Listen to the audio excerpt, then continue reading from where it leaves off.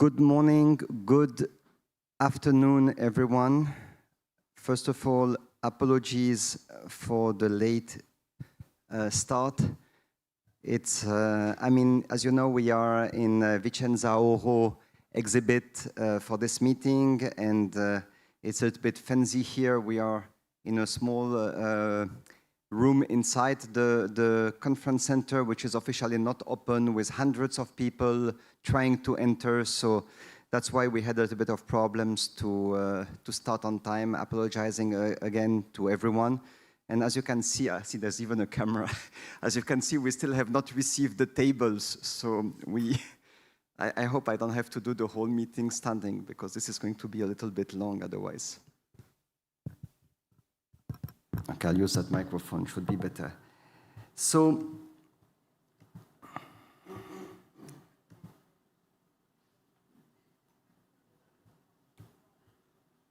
I'm trying to share the screen.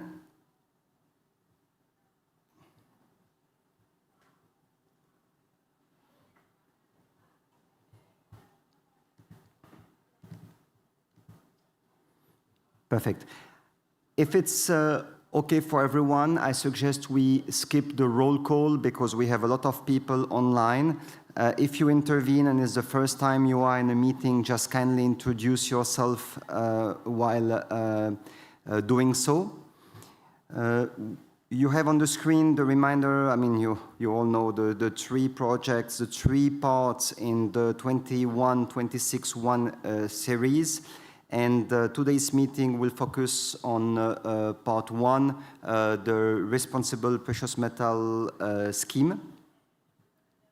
Quick update, first of all, on the meetings you received, the notes, the minutes of the meetings you received from July the 2nd. This is document N074.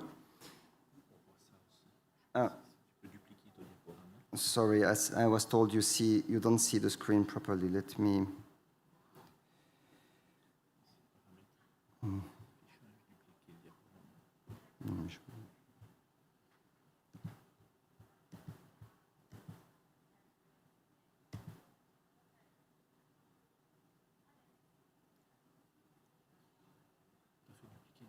I think it's better. You see do you see the whole screen now? Okay. It's good. Good. Sorry for that. So there is one error which was left in the minutes of the last meeting. In section 5, the following sentence was written: usage of cyanide as an automatic reason to classify a mine as high risk has been agreed. It should have been usage of cyanide as an automatic reason to classify a mine as high risk has been removed. So the error is only on the minutes, on the draft, and on the comments and answers form that was mentioned properly. So we will just add this in the minutes of this meeting to correct the previous meeting. You have seen the agenda for today. We are basically focusing only on part one. As always, if there is any question or anything you want to discuss further, we can always use the other topics. Is the agenda acceptable for everyone? Is there any question regarding today's meeting?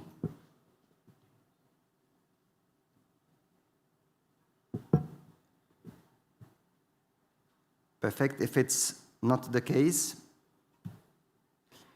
a quick update on part 3, requirements for recycled gold. We received the editorial corrections. Yes, Patrick, I think you are raising your hand. Yes, regarding the cyanide change that you just made, of my understanding, the discussion was left to be decided. It was not decided during the reunion to remove the cyanide. No, the discussion was that there were two parts. There was the part on cyanide and there was the part on mercury. It was agreed to remove the part on cyanide, with the argument that basically almost every single mine is using cyanide. And we said that we are postponing the discussion on mercury. So if you check on the minutes and on the comment form, we have not finished the part on mercury, but we finished the part on cyanide. Okay. So regarding part 3, we received the small editorial corrections by the 16th of August. They were implemented in the draft. That updated draft was submitted to ISO on the 20th of August for DIS submission, which following ISO protocol launched an 8 weeks translation period. So this is incompressible time. It doesn't mean that countries will all translate the document in their national language, but they may do so if they wish so, and for this reason, they always have 8 weeks available for that. So around the 15th of October, the formal DIS vote should start. It lasts 12 weeks. So we expect the results by the 7th of January, and probably we will plan a meeting on the following week to discuss the result of the DIS vote and decide what we do on the next stage. Any question on this workflow? Is that clear for everyone? And by essence, considering that we are not allowed to discuss a topic while under vote, and especially under DIS vote, it means that also for the next meeting in Shanghai, we won't be touching part 3. So for part 1, this is basically the topic of today. So the goal is to continue to go through the comment and answer form. Following this meeting, we propose to update the draft. We probably will not be able to handle all comments today, but we propose that at the end of this meeting, we update the draft with all agreement we had. And then we submit what should be at this time a slightly cleaner draft for new commenting round. If there are some comments which have not been treated so far, and there probably will be, and you feel they are still relevant, we will ask you to resubmit those comments. The main reason to do that is we changed a lot of the numberings, so even the existing comments usually refer to numbers which are not valid anymore, so it makes the document quite difficult to read. As you notice, we have heavily modified the document the last 2 meetings. Just a small reminder, please use ISO good practices for commenting. So really include in the column clause, subclause, include just the reference like the 3.1.1. For the comment, please make a brief statement explaining the proposal and the text to be replaced. And in the proposed change, please put the text you would like to see implemented instead of the current version. Just for the proposal, the explanation of the proposal, please make it as short as possible. There's really no need to quote the ISO rules or very general concepts, because it's just make the document longer and more difficult to handle. So you may make any proposal you want. You don't need to justify that toward an ISO-specific rule. And that will be discussed at the next meeting in Shanghai, 29th, 30th of October. Patrick, I think we haven't defined yet the exact timing, right? For Shanghai, yeah, we will do that. We will do that very shortly. Is that agreeable to everyone? Can we move to the document and start working directly on the comments? Is there any comment or any point to make? If it's not the case, I will just exit the presentation. Try to exit the presentation.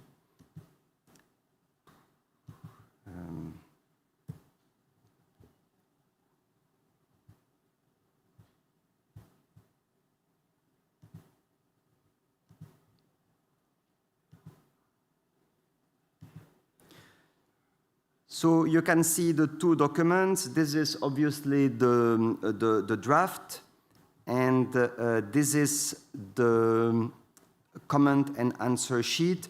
Just briefly for the color coding, the comments in yellow are the comments which we wanted to treat in priority, but now it's a little bit outdated already. Green is something that was already handled. And again, if you feel it has not been handled the way you want, feel free to resubmit them. During the last two meetings, we started with clause 5 and 6. So I would propose that we start from the end of the document. Otherwise, we are going to spend a lot of time revising the first clauses, especially 4, 5, and 6. And we are not going to spend a lot of time on the last one. Since the last one are smaller, I would suggest that we start with clause 9, which is the reporting. Then we move to clause 8, the third-party audit. And then we will do 7, 6, and 5. So hopefully, at the end of this meeting, we will be able to cover at least once the comments.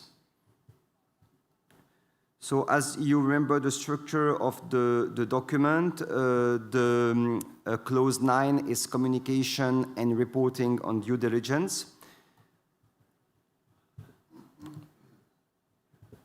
So I'm heading directly to the document, and we start with comment 277. As you can see, another thing is that the comments are not exactly in the same order, but that doesn't matter. We just follow them as they are written in the document. With the first comment indicating that communication and reporting may contain competition information, and proposing to add that detailed information may be requested by the scheme owner, but are not mandatory disclosing elements of the public compliance report. Just, I would like to remind two things. First of all, this document, part 1, is not intended for the organizations which want to get a certification. It's not intended for the general public. It's intended for the scheme owners as a basis for their own scheme. So it means that they have to ensure that their scheme is aligned with the part 1. And if it is aligned, then automatically their members undergoing the scheme of the scheme owner are compliant with this ISO standard. So in many, many cases, we can also decide that further information is to be given by the scheme owner. Again, those are minimum requirements, and this will be detailed in part 2, but the scheme owner is supposed to build on part 1 to add extra element for its own scheme.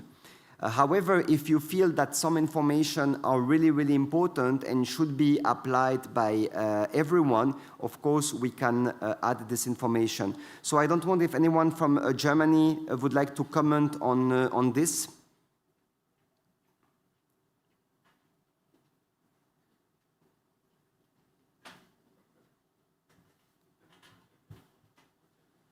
Hi, John. This is Edward. I think I have misunderstood the thing that you have just explained and clarified, so please disregard this comment. Okay. Yes, I understand, and I wanted to make that clear. So it is really very often the case that the scheme owner will need to implement those small details, and it's not something that we need or even can do directly in this part. Perfect, thank you.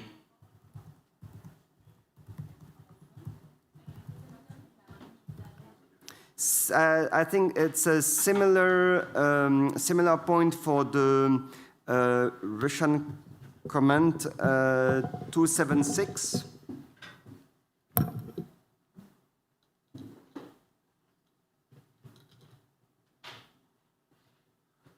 So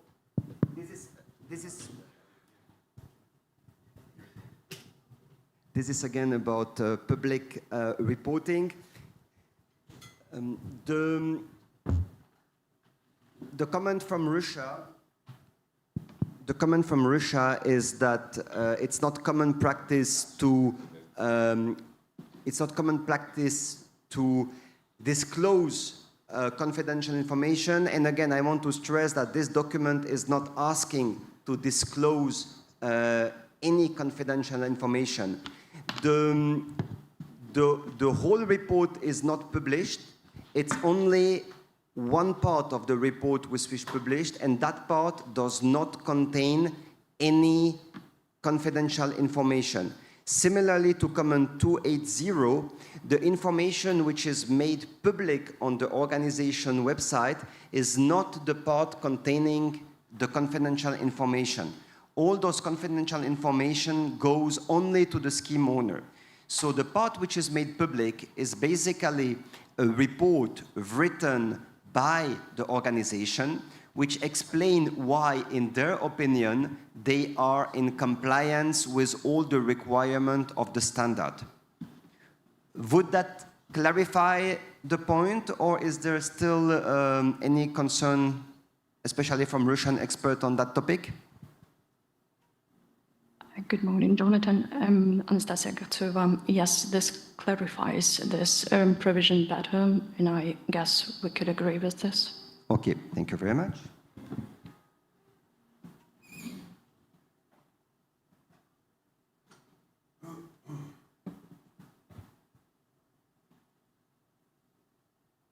Perfect. So, since we have other small comments, let's go also through them. In clause 922, so 922 is the compliance report, and it is the document which is put on the website. There is a proposal to add only 4 refiners. So normally the way this document is built is that it should apply to everyone in the precious metal supply chain, but it's the details and the requirement are different if you have risks or if you don't have risk.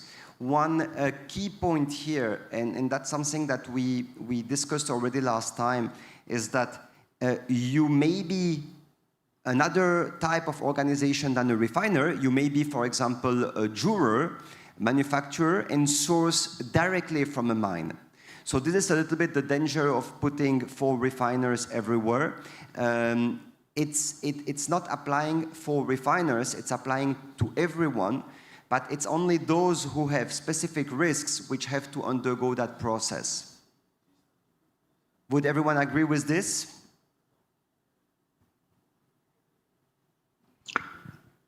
Jonathan, if I may. Yes. Hello, it's Jacqueline. I think it's not only the one who have risk, but even the one who have no risk should say it publicly. In fact, it's for me, it's much more that everyone needs to do this report and publish it, but you say, you know, the kind of supply chains that you have and the one that may have no risk at all, because for other actors in the supply chain is interesting to know if it's high risk or non-high risk. So if I understand, sorry, the sound is not fantastic, but you said that everyone should undergo the process, but it's basically organizations with low risk or potentially no risk would simply write that in the report. Is that correct? Exactly. Yeah. Exactly. Any other at least it's my opinion. Yeah, I think it's very important, because if we start, of course, the OECD put a very clear label, but I mean, the document is also a little bit old, and the reality is that you may handle material from high-risk sources without being a refiner. So the idea that only refiners have high risk and that no one else has any risk is, I think, a little bit outdated.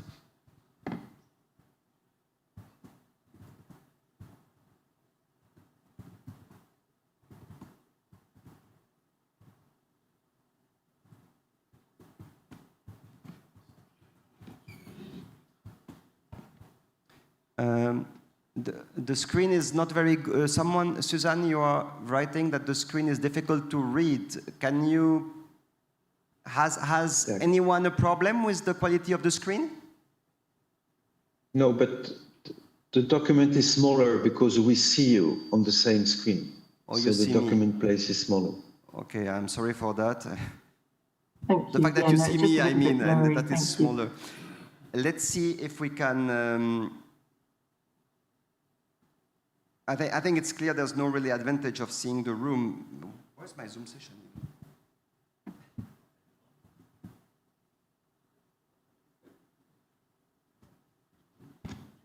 One second, I'll try to remove the.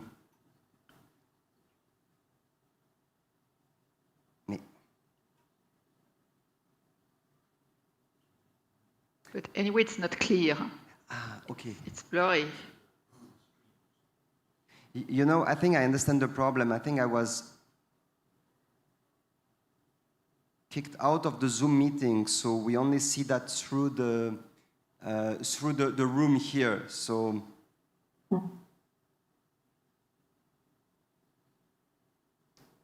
Give me 1 second. I will try to join the. Thank you. Thank you.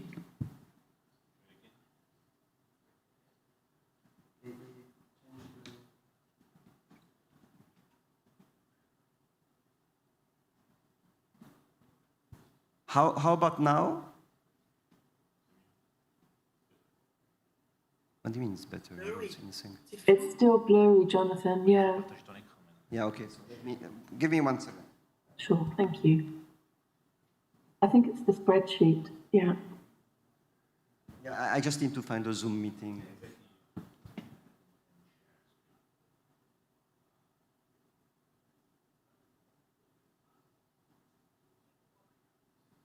So,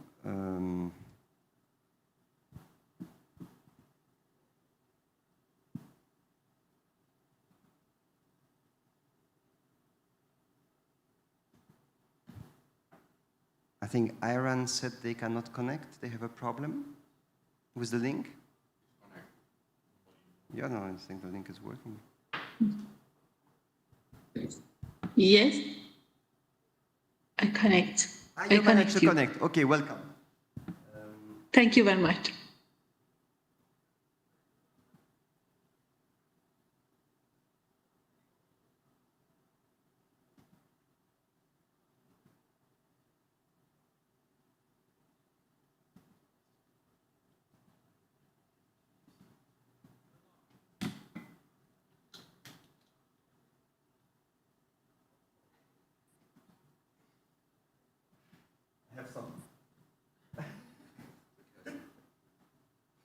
I have no idea what's happening. I cannot click OK. It's a Larsen with the image.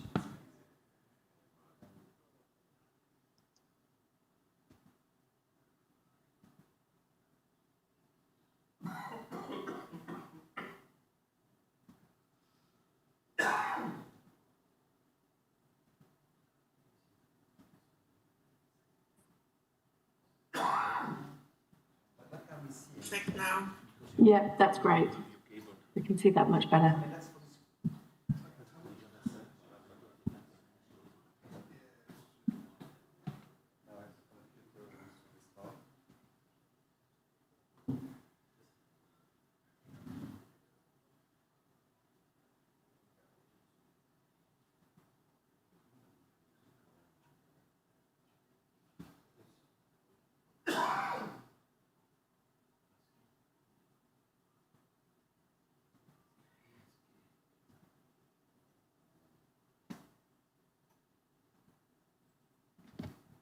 So how is it looking like? Normally, you should be able to see the Excel document full screen with nothing else. Is that working? Yeah. That's correct. Jonathan, that's clearer. Thank you. Okay, I'm sorry for that. It's very difficult. We have 3 screens here and not sure exactly what everyone is seeing. So perfect.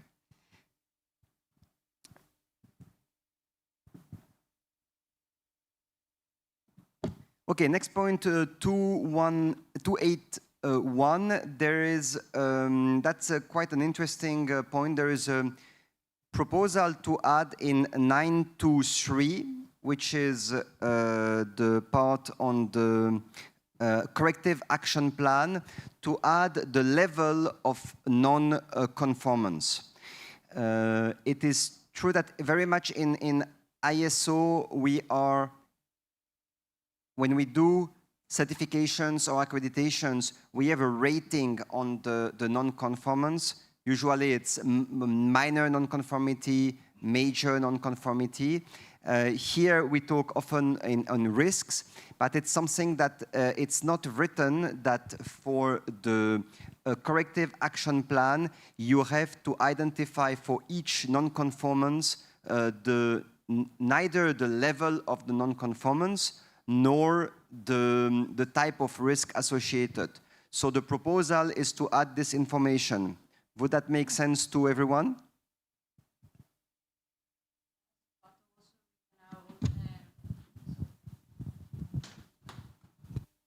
Yes, Valentina in the room. Hi, everybody. Normally, there is also the comment you have to put in when you have the non-conformance. You say high, lower, and the rest. And also, you have to say what have you planned to reach the conformancy. So normally, there is also this. So yeah, this is the corrective action plan, is the corrective action to be taken. This is covered. But it's true that the description of the issue, we haven't put here anything related to either the risk associated with or the level of non-conformance. So would everyone agree to add the level of the non-conformance here? No? Yes, I think it would be quite important to have the level of non-conformance.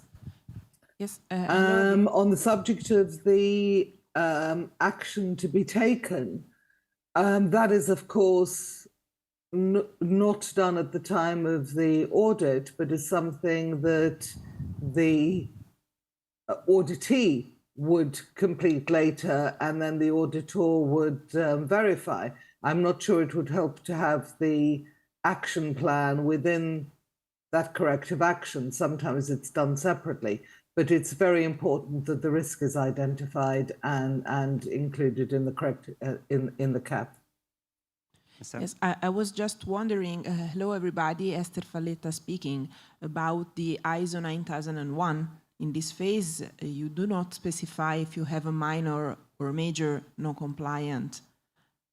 That's up to the auditor and I would say to the scheme owner. So for comparison and harmonization, I would not put that there.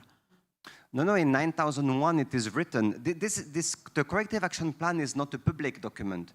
No, I was talking about putting major, non-conformant, or minor in the comment in the table that you had there. It is written in ISO 9001 as well as 1725. All the major and minor. Yes, all the certification and accreditation they mention if it's a major or a minor non-conformance. It's at least for an accreditation. For 17025, it's mandatory. I'm pretty sure it's also important. It's also mandatory for certification, like 9001. Do you have access to a copy of the ISO? I don't know. To access to a copy of I mean, you do have access to what? To everything. No, but okay, you can check the standard, perhaps. Okay, so while we are checking the standard, but I'm pretty confident that it is mandatory to indicate the level of non-conformance, because usually the window to correct the non-conformance is linked with the level. So if it's a major non-conformity, you have less time to take action than if it's a minor one. So if it's not mentioned, it would seem strange. So we are just checking that, and we'll come back to this comment shortly.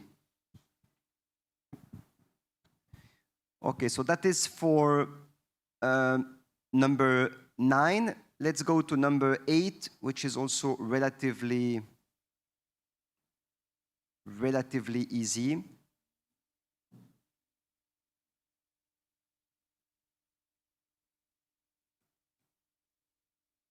So there is a comment from China which will probably need some further explanation. The comment is, it is proposed to change to disclosure and third-party. It is proposed to change to disclosure and third-party audit, and it is recommended to gradually transition to mandatory third-party audit with self-disclosure as the lead. Would the Chinese expert care to explain a little bit this comment in more detail, please?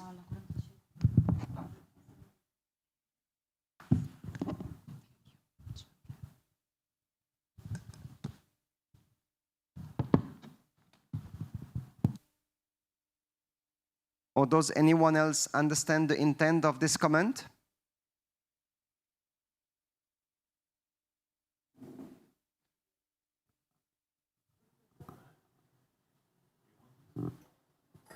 Hello, it's Effie here from the RJC. I'm not sure. Well, I mean, clearly, I'm speculating about what the Chinese colleague may be intending, but I think it is for the scheme owners to decide whether certification and third-party audit is mandatory or not. I think the standard should not be specifying what type of conformance is going to be required. I mean, the standard is the standard. It's then for the different scheme owners to specify the, conformance to their scheme. So this may be quite difficult to not decide what type of conformance would be needed, because if we don't do that, if we allow the scheme owner to define the way to prove conformance, you could have organizations choosing to do a first-party assessment. So basically to assess themselves without any control.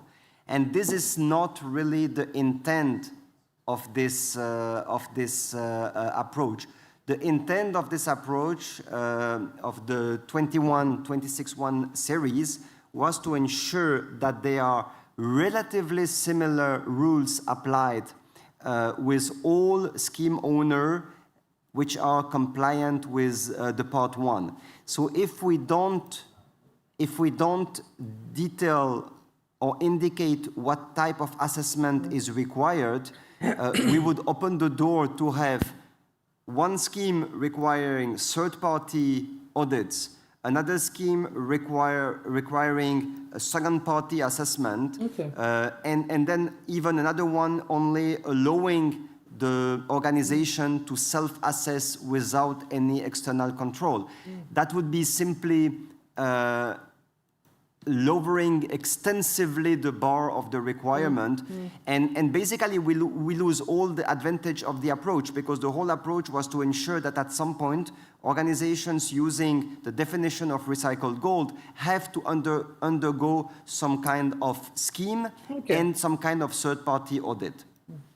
Well, in that case, I would say that it has to be mandatory third-party.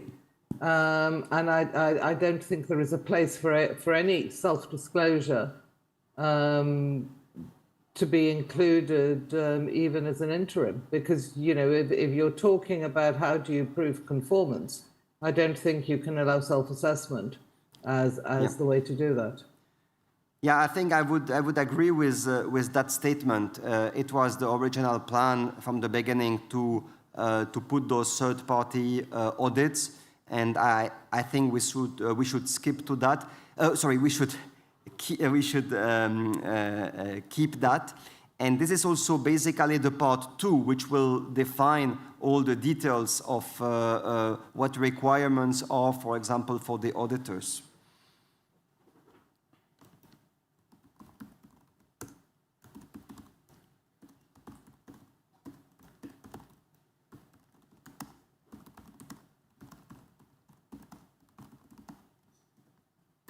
Okay.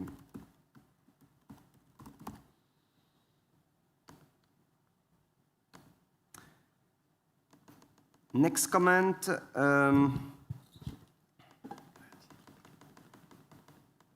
It's, again, very similarly to what we discussed before, a comment to separate between upstream companies and downstream companies.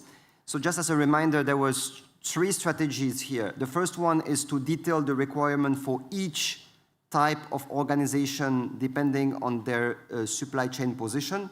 The second one is to separate upstream companies up to refiners and downstream companies. And the third one is simply to ensure that everyone follows the same requirement, but that those requirements are eventually extremely light if for any given reason you are not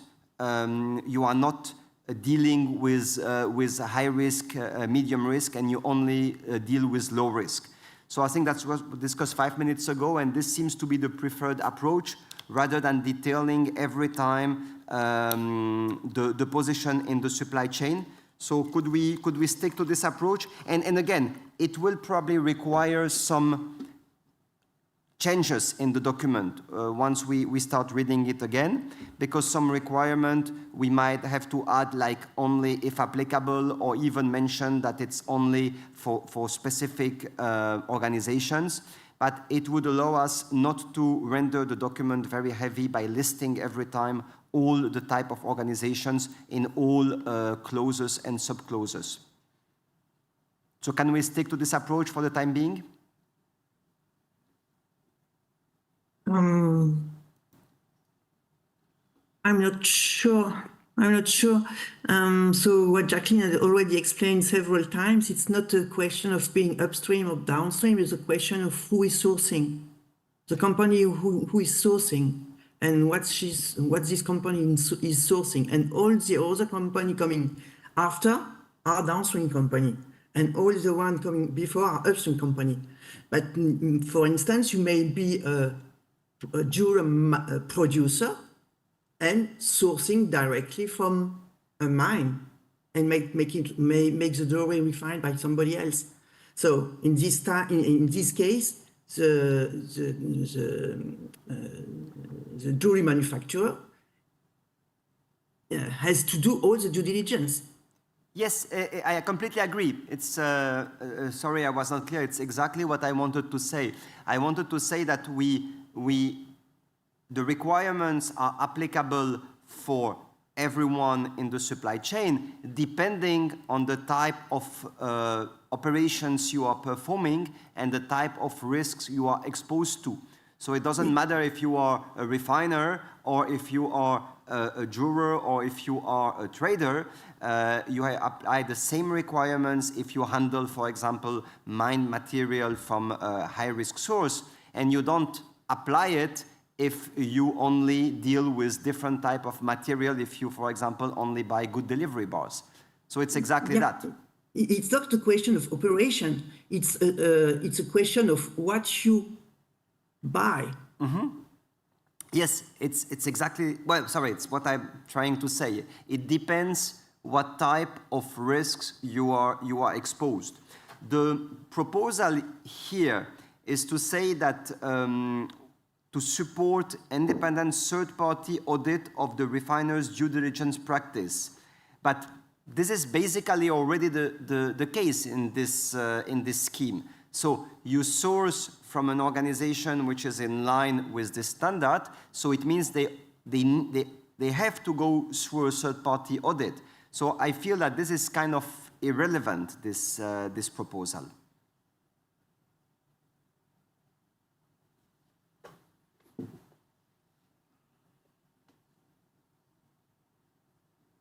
I would suggest for the time being, we put aside the comments which ask, because there are several of them, which ask to categorize either upstream, downstream, or which ask to categorize by professions, if you want, like refiners, collectors, jewelers, manufacturers.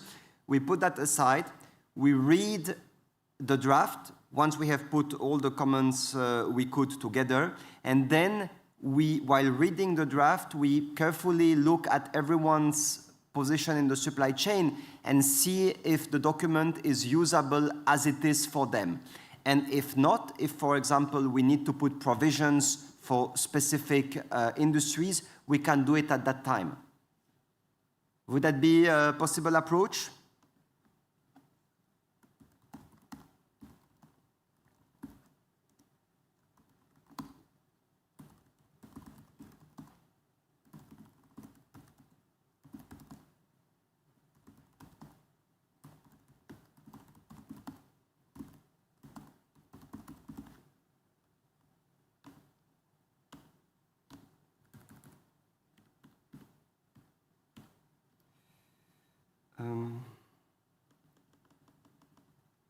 There was a comment to ask to requisite competencies from the auditor. This is in 8.2.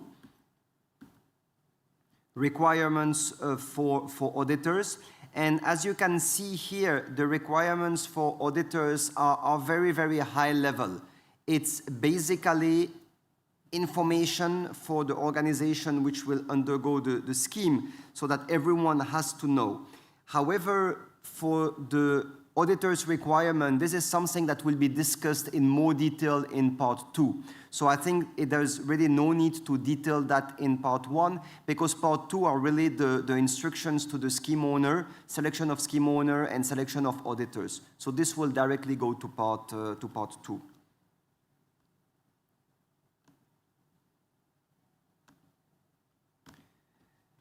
There was a comment saying that audit managements are performed annually. What if the company has other certifications? And this should be taken into consideration. Combined audits and equivalencies should be acceptable to avoid audit burden and duplication. I mean, this is completely correct. And again, it's for the scheme owner. The scheme owner may recognize other certifications, part of them or even in whole, and may let the organization skip part of the auditing process or rely on the result of a third-party certification for specific points. This is, I think, what is done already nowadays, so it's obviously something that is completely acceptable.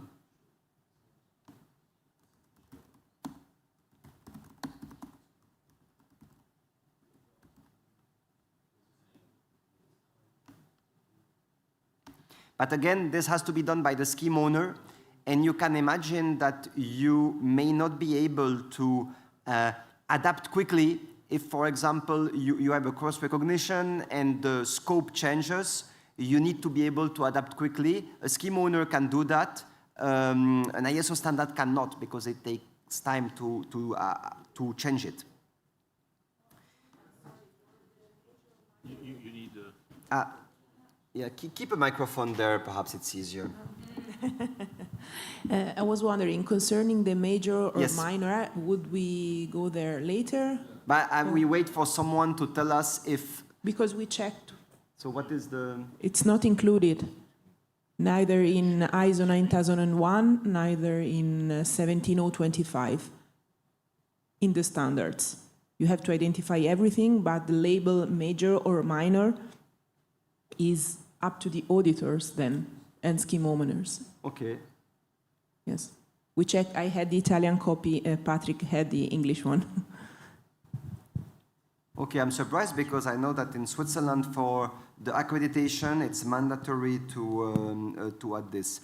So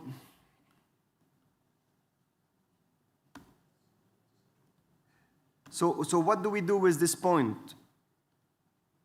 It seems there is no really... Jacqueline, in your opinion, this is something that is important, you mentioned. We are back on the rating of the non-conformance. Yeah, again, for me, I think, you know, we review a lot of TES audit report, and it's very important to have an assessment if it's really something major or not. But maybe a compromise could be to say that in the other part regarding scheme owner and audit, so that at least the scheme owner need to define the level. I don't know.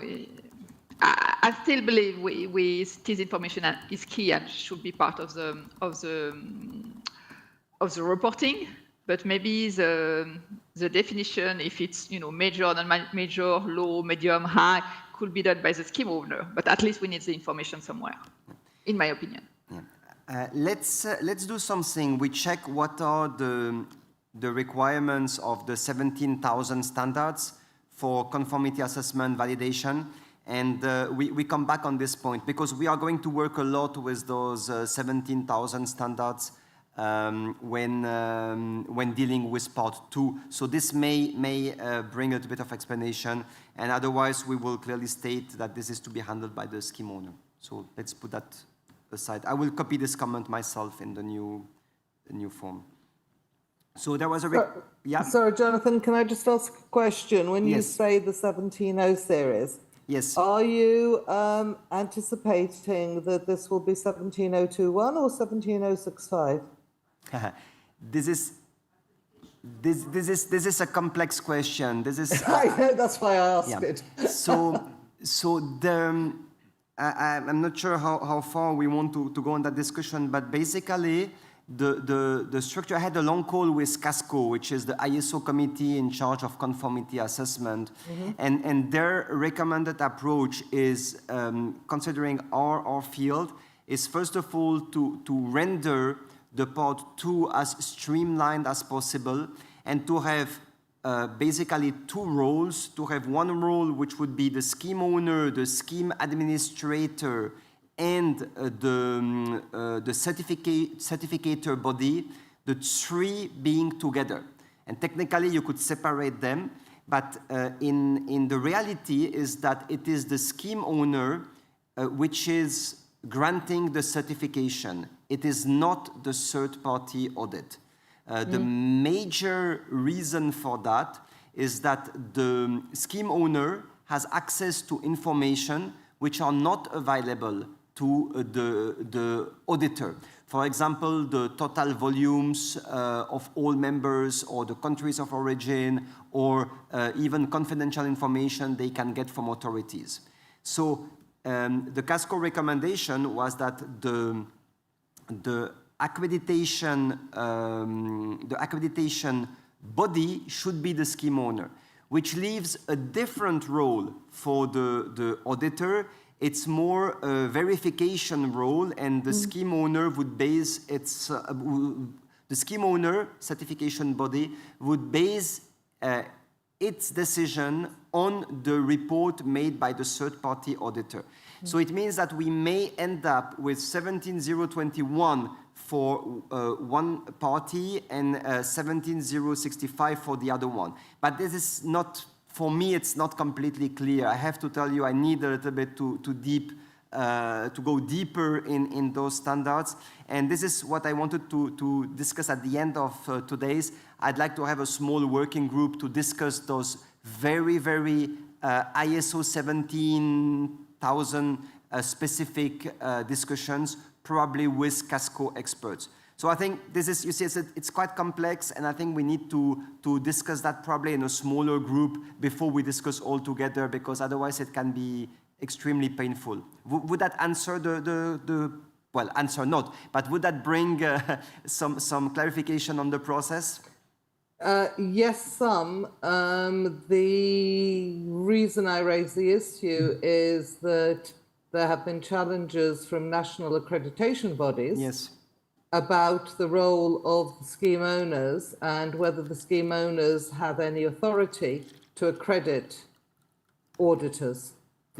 And of course, this is all very much interlinked, and one then has to decide, well, which of the accreditations routes is one taking. So I think this is something that will need to be done before the standard can be published. I'm not expecting an answer today. Of course. But I will be very, very interested in any working group that's looking at that, because this is for the scheme owners, particularly those who are currently managing auditor approvals, etc., a very, very critical point. So the first informations I got from Casco is that the scheme owner cannot accredit auditors because the scheme owner won't be an accreditation body, which would be in all cases a governmental role. So that is not possible. But however, the scheme owner can select, and this is a little bit the subtlety here. So the scheme owner may decide to shortlist auditors, or may decide to review auditor performance. So that's a little bit different. It's not an accreditation process, it's a selection process, which would be allowed by ISO rules. So it's really a fundamental difference. The scheme owner won't have any accreditation rights because it won't be an accreditation body. That's a little bit what the first feedback from Casco. And yes, we need to put relatively clear rules on to ensure that, for example, the scheme owner does not prevent auditors perfectly competent to audit. So that there is some arbitrage to have in this, but it cannot be through a formal accreditation. It could be, or it probably should be, only through a short list of requirement or even a short list of auditor's name. Yeah. But Casco is saying that the scheme owner could still continue to issue the certification. Yes, the scheme owner can be the certification body, and they even said in our case they should be the certification body, because the biggest problem would be if the auditor does not have the right to certify the organization, but at the same time the scheme is written with a definition that the auditor is a certification body. Then we would have a problem, because by ISO rule, it's the certification body which ultimately is responsible for the emission of the certification and possibly also for the withdrawal of the certification. And either it's the auditor, but in that case, the scheme owner is merely informed of the result, or it is the scheme owner, but in that case, the scheme owner has the ultimate responsibility. Okay, thanks. Sorry, I don't want to hijack your meeting. No, but I mean... it's a hot topic at the moment. I definitely count on you to be in the small group to kind of study a little bit this, because it is very complex. And I just want to point out again that ISO Casco have been extremely supportive. I had more than 15 hours of calls already with one Casco representative from ANSI, from USA, and he really, Keith Morley, he really went deep into detail and tried to support the process from the beginning. So yeah, we can come back on this later. Okay, thank you. So 831, remove the sentence about the frequency and scope as it was already defined. The frequency and scope depends on the previous audit. Where is it defined?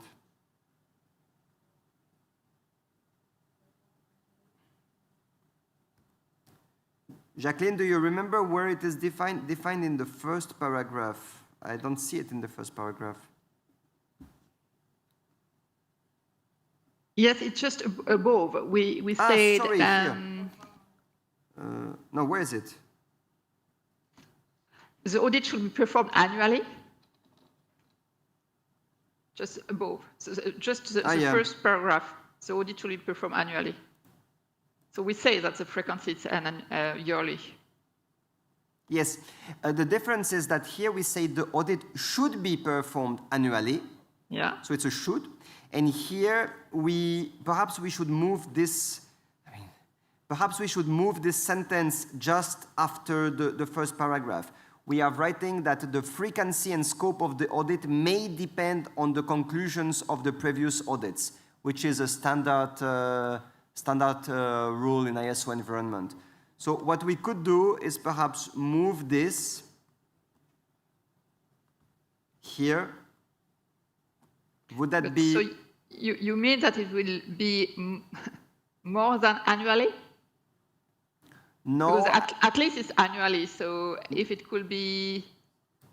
No, I mean, what typically happens is that the audit will be always performed annually, but the level of the audit may be lower. So, for example, a scheme owner may decide that you need a recertification every, let's say, 3 years, and you simply need, I don't remember the name in ISO, when it's not a full recertification, sorry?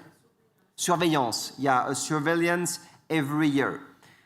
So perhaps what we could put is that the audit shall be performed annually and that the scope of the audit may depend on the conclusions. Because we don't want 2 audits per year. I agree, no one in the room wants 2 audits per year online, right? And we don't want probably 1 audit every 2 years, because then we would have no control for almost 2.5 years. So if it's okay, let's put that the audit shall be performed annually, and that the scope of the audit...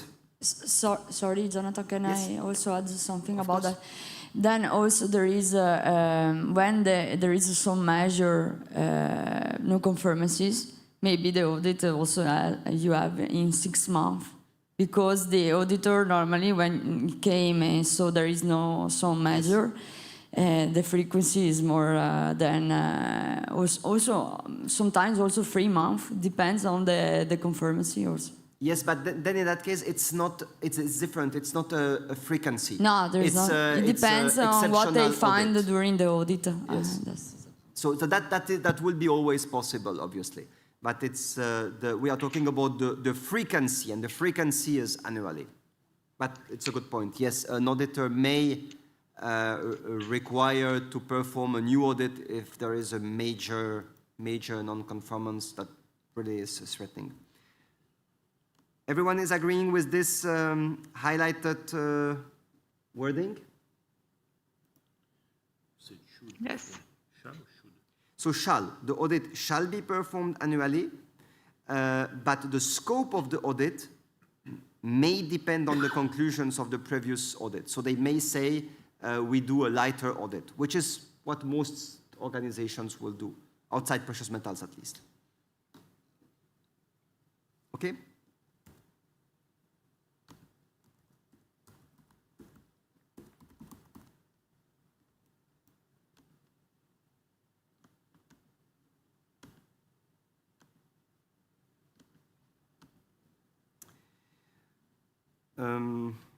Compliance report prepared by the organization is not an audit report.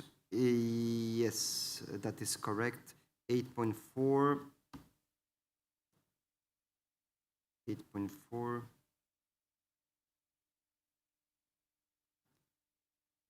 8.4.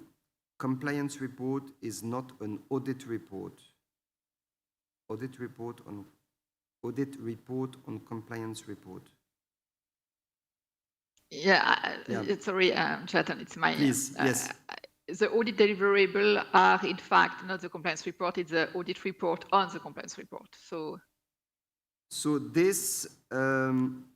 it's to replace, the second bullet. So it will go here, right? Yeah, exactly. Because it's the audit deliverable is the report from the auditors on the compliance report prepared by the organization. Yes, correct.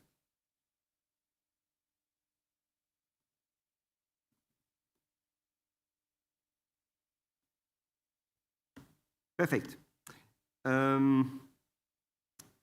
Here again, detailed information that we covered already. This is by the scheme owner. So this is covering 8 and 9, which honestly were the easy one. And let's move now to clause 7, for which you can see there are more comments.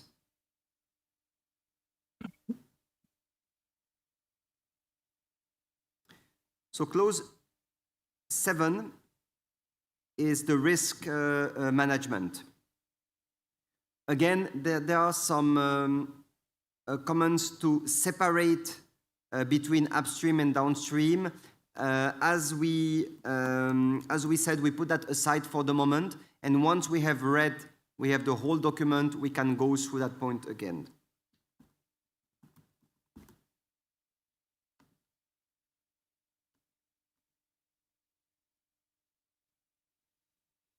There is, if we look at the structure of 7, and this comes also because different mirror committees were drafting the document, we have a lot of repeat. For example, in the improvement plan, we have a lot of repeat from from clauses 5 and 6 we discussed last time. So we need to ensure also that we are not repeating the same things several times in the document, because it makes the document more heavier to handle and less readable, and also we may have incoherences between the parts. So I think that is a little bit the topic for now. Also, I think especially in 7.1, we have this sentence where known risk or founded suspicion of upstream suppliers sourcing from or linked to any party committing zero tolerance or high-risk abuses are identified. The organization shall immediately cease or suspend engagement with the counterparty. I mean, we have to realize that those are extremely strong requirements, and I think that the problem here is the founded suspicion. So known risk, it's clear. If you have a known risk that an upstream supplier is engaging in zero tolerance practices, you have to disengage temporarily or definitely. But the founded suspicion is a pretty non-normative word, and there is a proposal to replace it, for example, with factual known instances. Is there any comment on this? Yeah, it was my comment. In fact, I think for termination, we should really have, it should be factual. It should not be allegation. It should be, Yes. the reality. There are several comments going in the same direction, like this one, 236. So several experts mentioned exactly the same. So would we have an agreement to replace known risk or founded suspicion by factual known instances? Hi, sorry, I think it's also very important that the steps before termination are specified and that this is aligned to the OECD approach, because the permanent disengagement is, if you like, the last step. Because it is important for organizations to be involved in improvement plans, in mitigation activities, remediation, etc. It isn't just a cut and run approach.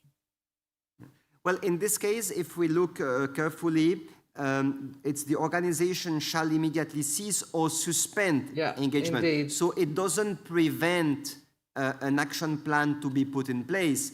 But clearly it's a little bit between funded suspicion, known risk, and suspend or cease. It's kind of a lot of things together. So it would be... But the easy solution for companies is to just cease and walk away. And that is not what the OECD guidance is requiring. It's the reason why it's only for zero tolerance. Yeah, indeed. And we will need to review maybe the definition of zero tolerance, which is in the previous paragraph, because it's go a little, I think in the current draft, a little beyond the OECD termination. Yeah, we will go back to... so maybe we will see to review if we want to stick with the OECD or not when we have the definition of zero tolerance.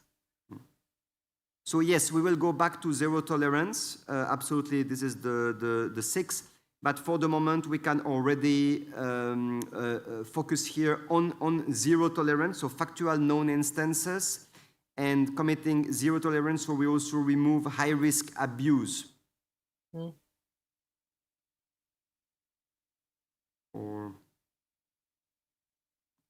However, the question is, do we still leave suspend? Because the interest of leaving suspend is that you may be able to come back with a remediation plan. Exactly. Exactly. Even on a zero tolerance, it might be possible to mitigate, but Yes. it depends on how you're going to define that and how you're going to, what evidence you then require of the mitigation. But in fact, in my view, there is two. There is the one where it's really zero tolerance, and that it's termination, and after it's where you can have risk mitigation in place. And there is one where the risk mitigation in place are so important that you need to suspend the times, and some are done.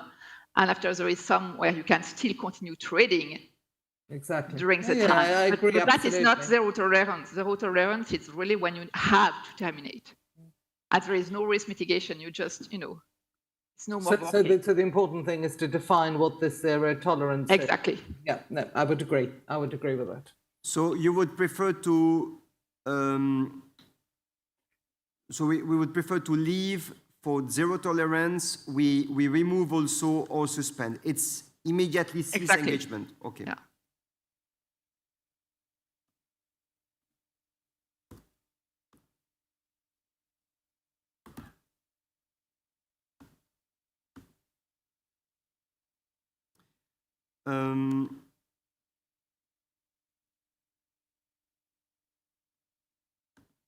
Then suspicious instance, well, I think it's exactly the same.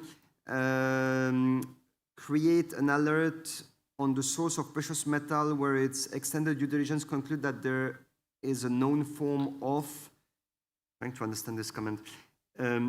It is suggested to delete the suspicious instance taken on the basis. Yeah, okay, so that's just what we just handled.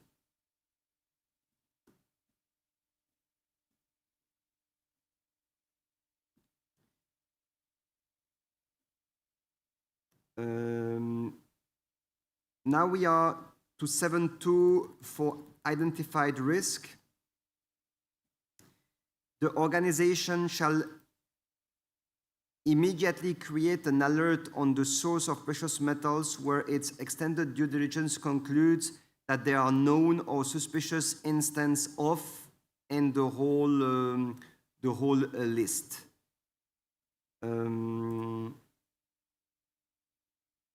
I think this part should be where we need to put a risk mitigation, and so it's not really an alert. It's just that we need to work on a risk mitigation plan.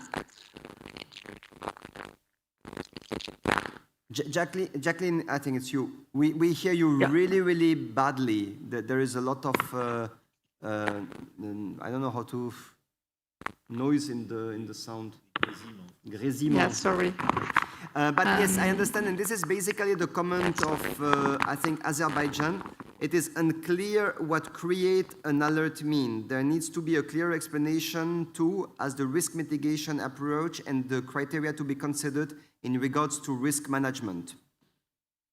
So I think this need to be kind of rewritten, because create an alert doesn't really mean anything. For example, we have that the organization shall report such instances to the appropriate authorities in accordance with local and international legal requirements. That is clear. And here we have the organization. Hi, Jodri. It's Andres. Yes. I would like for you if you could add probably the forged documents of recycled gold sourcings, since it's really a high-risk situation for forged documents and illicitly sourced gold to be transformed into recycled gold. So it's very important, not just fraudulent misrepresentation of the origin of minerals, but in the origin of recycled gold. But what is the relationship with the alert and the high risk here? What is the relationship with the alert? No, I'm sorry, I didn't. It's pretty similar to what fraudulent misrepresentation of the original minerals is, just adding fraudulent misrepresentation of the origin of recycled gold. The alert, fraudulent forged documents. Ah, okay. You mean the problem is the term minerals, which may read as it only applies to material extracted from earth. Yes, okay. I was referring to that. Yeah, that makes a lot of sense. It should be fraudulent misrepresentation of the origin of the material, sourced material. Would that be acceptable? Yes. Yes, indeed. This is relevant for any type of sourced material. So here we have this list of instances, and it's written that there should be an alert, and then that we should report it. And then it's written the organization may resume once additional information have been obtained from the supplier, but at no point I think it's written that it should be suspended. So I think it's a little bit strange the way this paragraph is written. And there were a lot of comments for 7.2. I mean, there were really lot of comments. So I think it might be coherent to rewrite that almost from scratch. If we look at the structure, we start with the objective, and we say that when there is zero tolerance, we stop. In fact, this paragraph, even here, should probably not be in the objective. It should be in the risk management. And then in the risk management strategy for identified risk, we go from zero tolerance, then we go to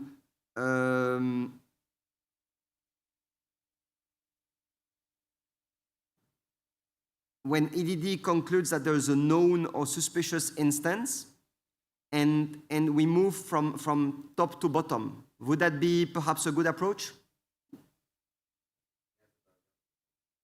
I still believe we need to stick with the approach of OSD, which is termination, suspend, or continue trading with improvement plan, and we define which one we put in each case. Okay. Yeah, and in the same paragraph, or? Yeah, in the 7.2, yeah. It's a risk management, in fact, yeah. Okay. What I would suggest is to kind of redraft this document. So no, not the document. Redraft this by yeah, as you said, starting from.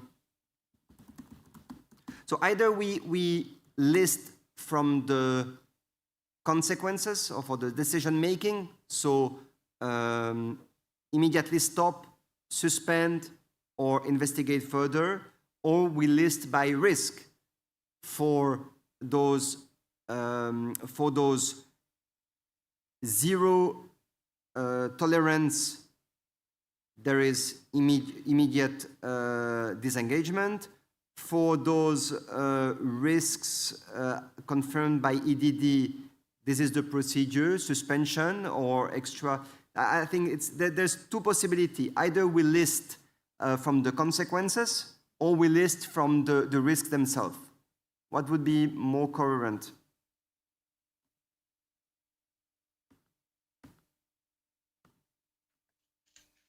Honestly, there are some points where it's easier to rewrite the document, where it's easier to rewrite the paragraph rather than try to move things around.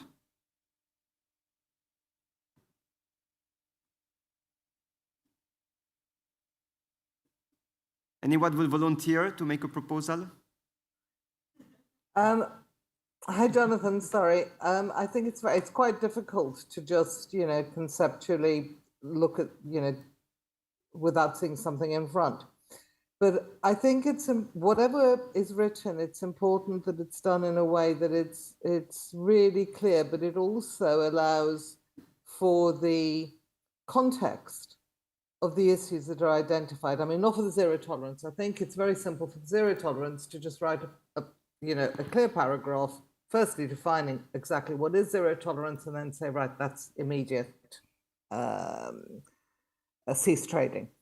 But for the others, it's very, very important that people are looking at the context and that they're looking at the unintended consequences of their decisions and looking at their responsibility and how they are going to take part in any mitigation activity and what that should be.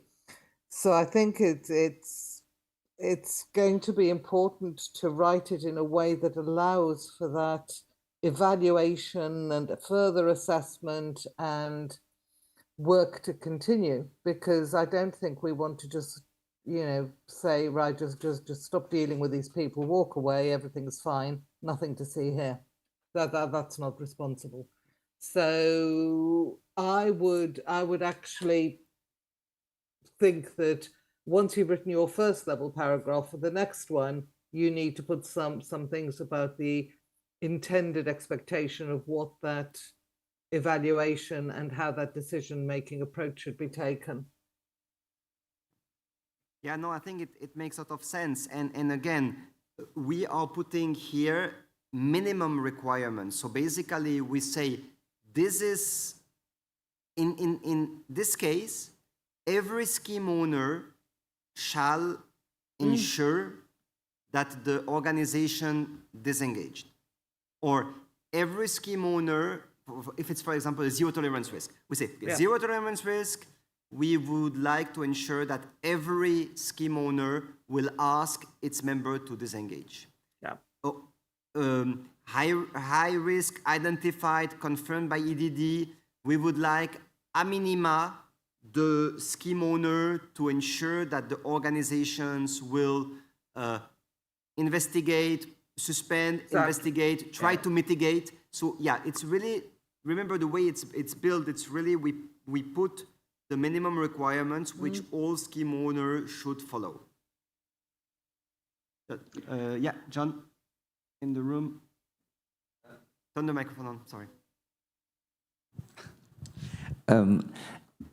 I think what we're saying, correct me if I'm wrong, is that the scheme owner is obliged to identify the level of severity, so zero tolerance is the clear one, and then the scheme owner is obliged to define the response. And the responses are, say, either discontinue, suspend, or investigate. Yes, but at the same time, we can put, or we have to put minimum requirements in this standard. For example, you cannot have a scheme owner deciding that if there is the worst type of child labor, the organization shall re-audit 1 year later to ensure if... So zero tolerance is our, zero tolerance is the clear baseline there for, but I'm just talking about, as was just mentioned from the RJC, those other instances where you definitely need to define them, you need to identify their severity, and then you need to identify the response of the scheme. But there needs to be some degree of flex in the non-zero tolerance section. Correct. Yeah. So we could also put hard requirement for zero tolerance, and then list the high risk consequences, saying that this could be, as I said before, looking at the context, the responsibility toward the counterpart, the consequences of any decision. And you could say that it requires at least suspension or further investigation. And then you let the scheme owner say, we believe that for this we should go further. So basically, that would be the proper approach for this and also for the rest of the document. So again, everything we write in this document, everyone has to follow, or should follow at least. That's Jonathan, if I may, for the zero tolerance, I think it's clear, and we are going to define. But after, for the two other strategy, which is to temporarily suspend or continue trading, I think it's really based on the own situation. So maybe we can do, as you know, in the OECD, and say that there is test 2 possibility, and the companies have to manage their risk by either defining one or the other. Anyway, both need to have a risk mitigation plan defined, review each 6 months, and but I still believe that we need a little flexibility between test 2, as it's really depend on the type of a risk, but as well on the counterparties that we are facing, and all the things, as it's currently the case with the OECD. Okay, let's try to go back to the OECD wording and see if we could.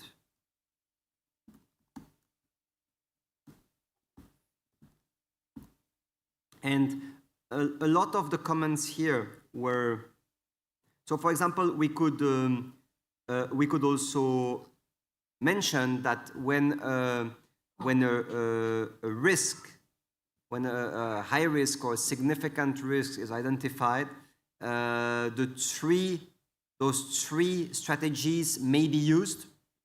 That's a little bit the concept we could put in the document. Yes, I think so. In 7.2, there is also a list here of specific issues. And I was wondering, first of all, do we need that list here? Because we are here in the risk management, but the definition of the risk is more in 6. So I was wondering, do we want that list here? Do we need it?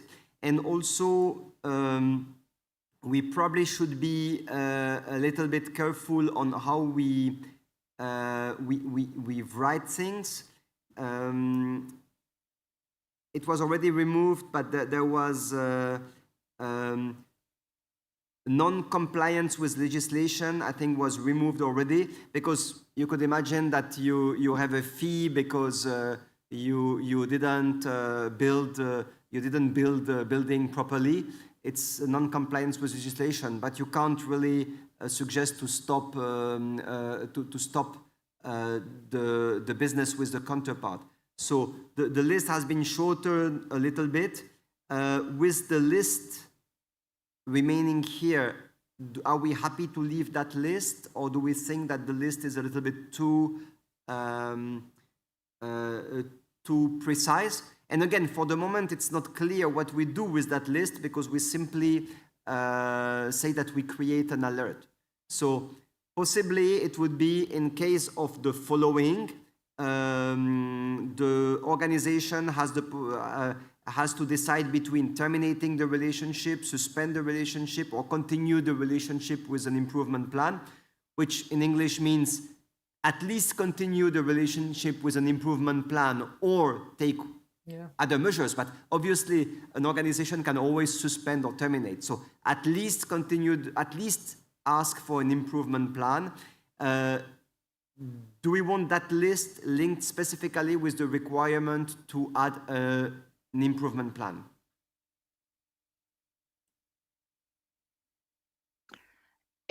In fact, you have here, because some of them, like, you know, the worst forms of child labor, that it's in the zero tolerance, and even in the OECD. Yeah. So, you know, if we are listing here, it's only the one where it's going to be able to suspend or continue trading with improvement plan, but we cannot have here the zero tolerance. Yeah. And it's the same for forced labor, right? Exactly, yeah.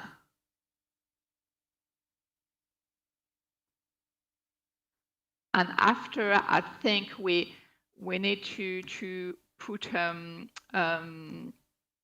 like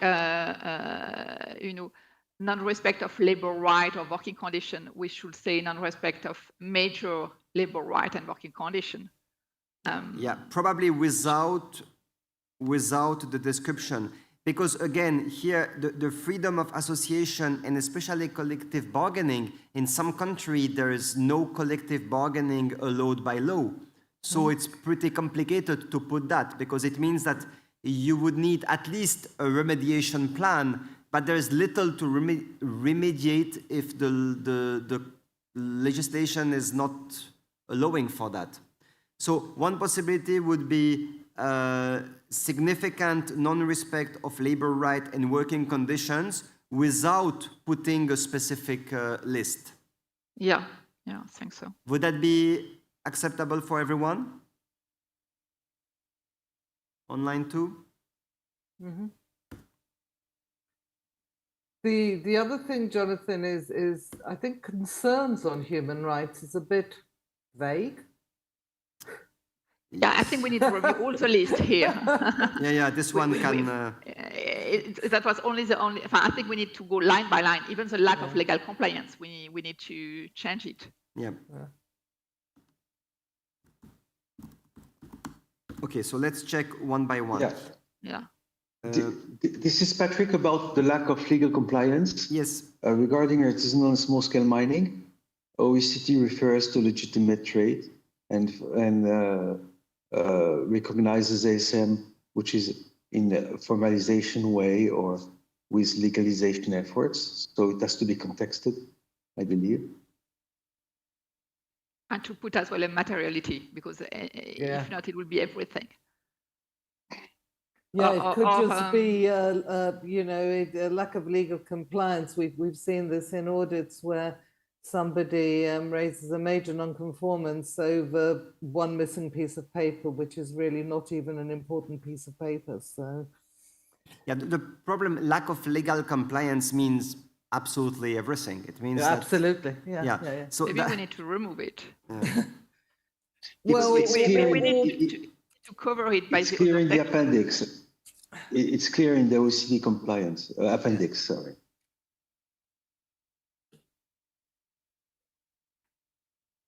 I'm trying to see if we have some proposals for wording on that. So here, for example, we have one comment where the list is a little bit more precise. It's bribery, non-fraudulent misrepresentation of the origin. Well, no, fraudulent misrepresentation of the origin of the material, non-compliance with tax, fees, and royalties due to the government, non-compliance with environmental, health and safety, and labor regulation in the country of operation, and non-compliance with the labor rights and working condition. And this would lead to the necessity to have an improvement plan. When we compare this list here with that one, we see that it's kind of linked, because isn't money laundering and finance of terrorism also a zero tolerance? The issue, it's not in the OECD. In the OECD, it's in the improvement plan. So at least for us in our own policy, we have put it as zero tolerance, and I think even the LBMA, but it depends if you want to be aligned or not with the OECD. Yes, I understand, but if we consider that it should be zero tolerance and we put it in zero tolerance, then we just do so. We don't need to keep it here. Yes, for sure. It depends where we put it, yeah. So what if we take this list, which I think it's interesting, I don't know who submitted that. Oh, but it's you. If we take this list has an advantage of having a little bit more specific and giving a little bit of latitude to the scheme owner. So let me just strike through this one, and Would we see that for the origin of sourced material, we said? I think some of them is very hard to continue. It can be quantitatively defined, but cannot be precisely defined, including the accuracy of behavior, who can determine, and what's the message we can use. I mean, the difficulty is it's always very hard to carry on the item. So it's very hard, of course, to be very. I mean, you know, either we are a little bit general, and then we give latitude to everyone to take decisions, or we are extremely precise. But then we may end up in a situation where we lead to unexpected and undesired consequences. If we look here, we have bribery was just there. Fraudulent misrepresentation of the origin of the sourced material, we agreed with this one. Non-compliance, instead of lack of legal compliance, we put non-compliance with taxes, fees, and royalties due to the government, which clearly is something that has to be changed. Non-compliance with environmental health and safety and labor regulations in the country of operation. I think you need to keep the material. Yeah, you must keep material. Yeah. I mean, quite frankly, you know, if we look at some countries, the level of detail in the legislation could mean that you could have a very minor infraction for some, you know, which you would not want to treat as a zero tolerance. My bad, I haven't had my tea this morning. Material, I thought it was like the material itself. We would like to put significant. Yeah, significant. Apologies, yes. But we can remove in the country of operation because it's obvious. And same. No, I think it's better to keep it. Okay. Yeah, because you don't want somebody to impose the laws from their country in a third country. But maybe we have, isn't it the same? We already had labor regulation, and in the previous one, and after labor rights. So maybe we can mix together. Yes. The same problem in the law. The law has something, sometimes is territory, but sometimes is a principle of nationalities. So it's different, especially in different countries, you have different principles. So which message we can use as the criteria to determine the behavior is good or not, or fragile bribery or something, is very complex. Yes, but I mean, you may put applicable regulation, so at least it's cover whatever it's applicable. Yeah, the mining location is a different country around the global F, and is different. But the company is different country. Sometimes the miner maybe in the or just like in China or different local area is different. Which one should be the criteria? We carry on the law, we carry on the principle or the standard. Well, if we take this line, it's clear. Territory and nationality it is also a problem for the law in the international. But if we take the highlighted sentence, paragraph, it's in the regulation of the country of operation. So there are laws, and it's kind of binary, right? Either you respect the laws or you don't respect the laws. That's kind of same for bribery. I mean, there's laws on bribery. I don't think any country has legalized bribery. So you always will have some legal framework saying this is bribery in our country, and if the organization is not following that law, then you are basically in this specific case. For artisanal mining, when the law makes it very difficult for you to be formalized or legalized, it can happen. That's why we put this is why it's legitimacy which is in the OECD and not legality. We may maybe put a specific notes for ASM, maybe. I think I would recommend. Yeah, distinction between legal and formalized, and maybe we can put this before regulation applicable, so at least it's we don't have any confusion. That's why we put also significant, because with significant, if you're talking about ISM, you can say, but this is not significant because in that sector there is simply no way to follow that regulation. Yeah, but for ASM, for ASM, it's better to be clear. Yeah, I think so. But we can just put a note. Well, we need anyway to retake this paragraph, so we'll leave a draft and then we'll ask to make proposals, specific proposals, when we have a structure which is a little bit more visible. Sorry, can I just come back to Jacqueline's point? I think she was saying that it would be good to put significant non-compliance with applicable environmental health and safety labour regulation in the country of operation. So it should be applicable to the type of operation that is involved. Yes, correct. Yeah. So that it's something not related to the business. It's not. Yeah, I get it. Yeah. Okay. And the same on the line below. I would put applicable labour rights and working conditions. But I think we have it's the same things that we say in the last bullet than the previous one, because in previous one we already cover labor regulation.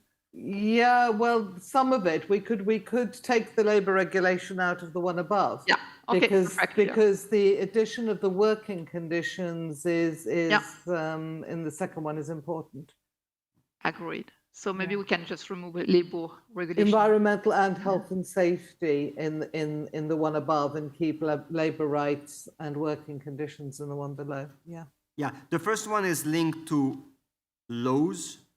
The second one is used to right. usages. Usages that's or a good distinction. Thanks, Jonathan. Okay.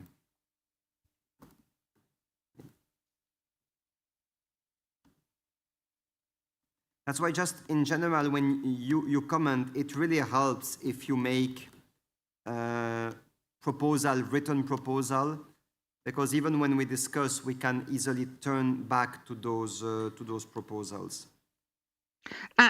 Jonathan, yes. You can maybe instead of the you can in my comments, if you go back to my comments, if you go a little above, I already put the organization may continue trading despite instance of.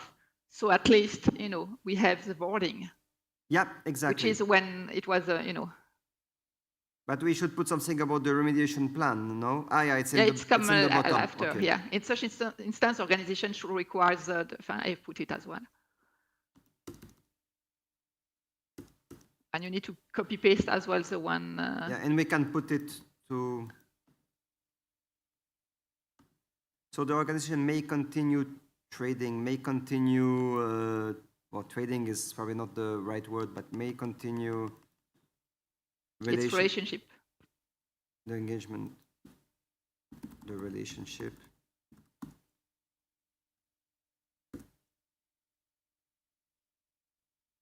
Despite instances of. It's a risk, bribery, it's a risk that we have listed. Yeah. And maybe you need to put in such instance after the list of the risk.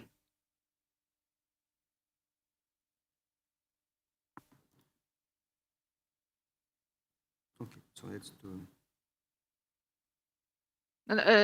You need to keep if the supplier is using reasonable and good faith efforts. Or before, if. Okay. If the counterpart is using reasonable and good faith effort, the organization may continue the relationship despite instances of, then we put the list, and then we add in that case,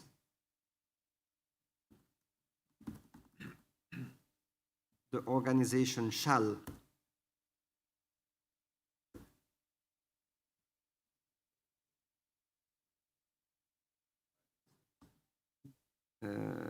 don't you think you should replace instance by suspicion?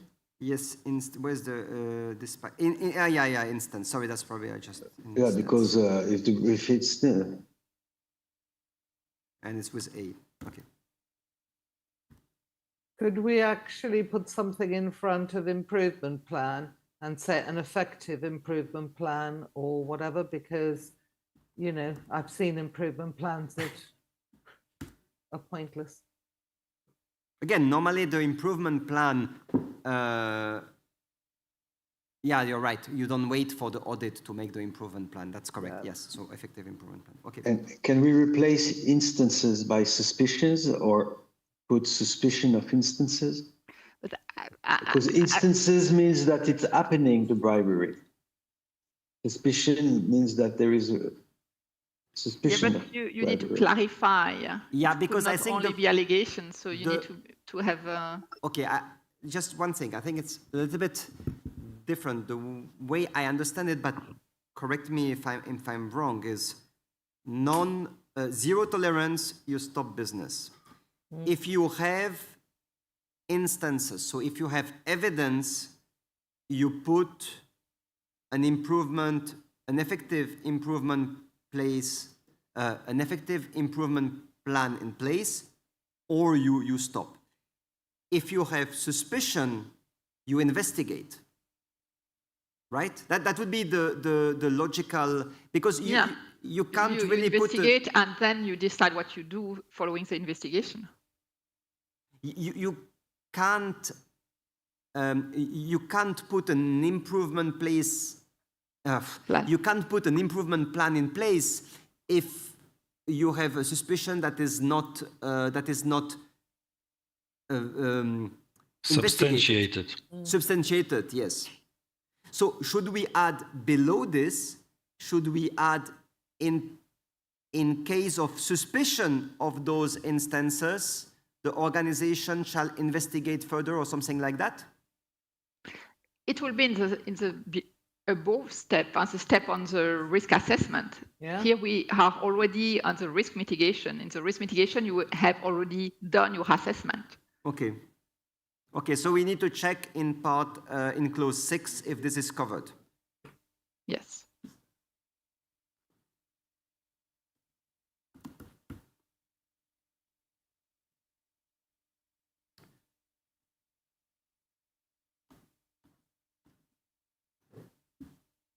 Okay, I would suggest that we leave the 7.2 for the moment because we put so much changes that it would be perhaps easier to rediscuss once it's rewritten, and go to the 7.3, which is the improvement plan itself.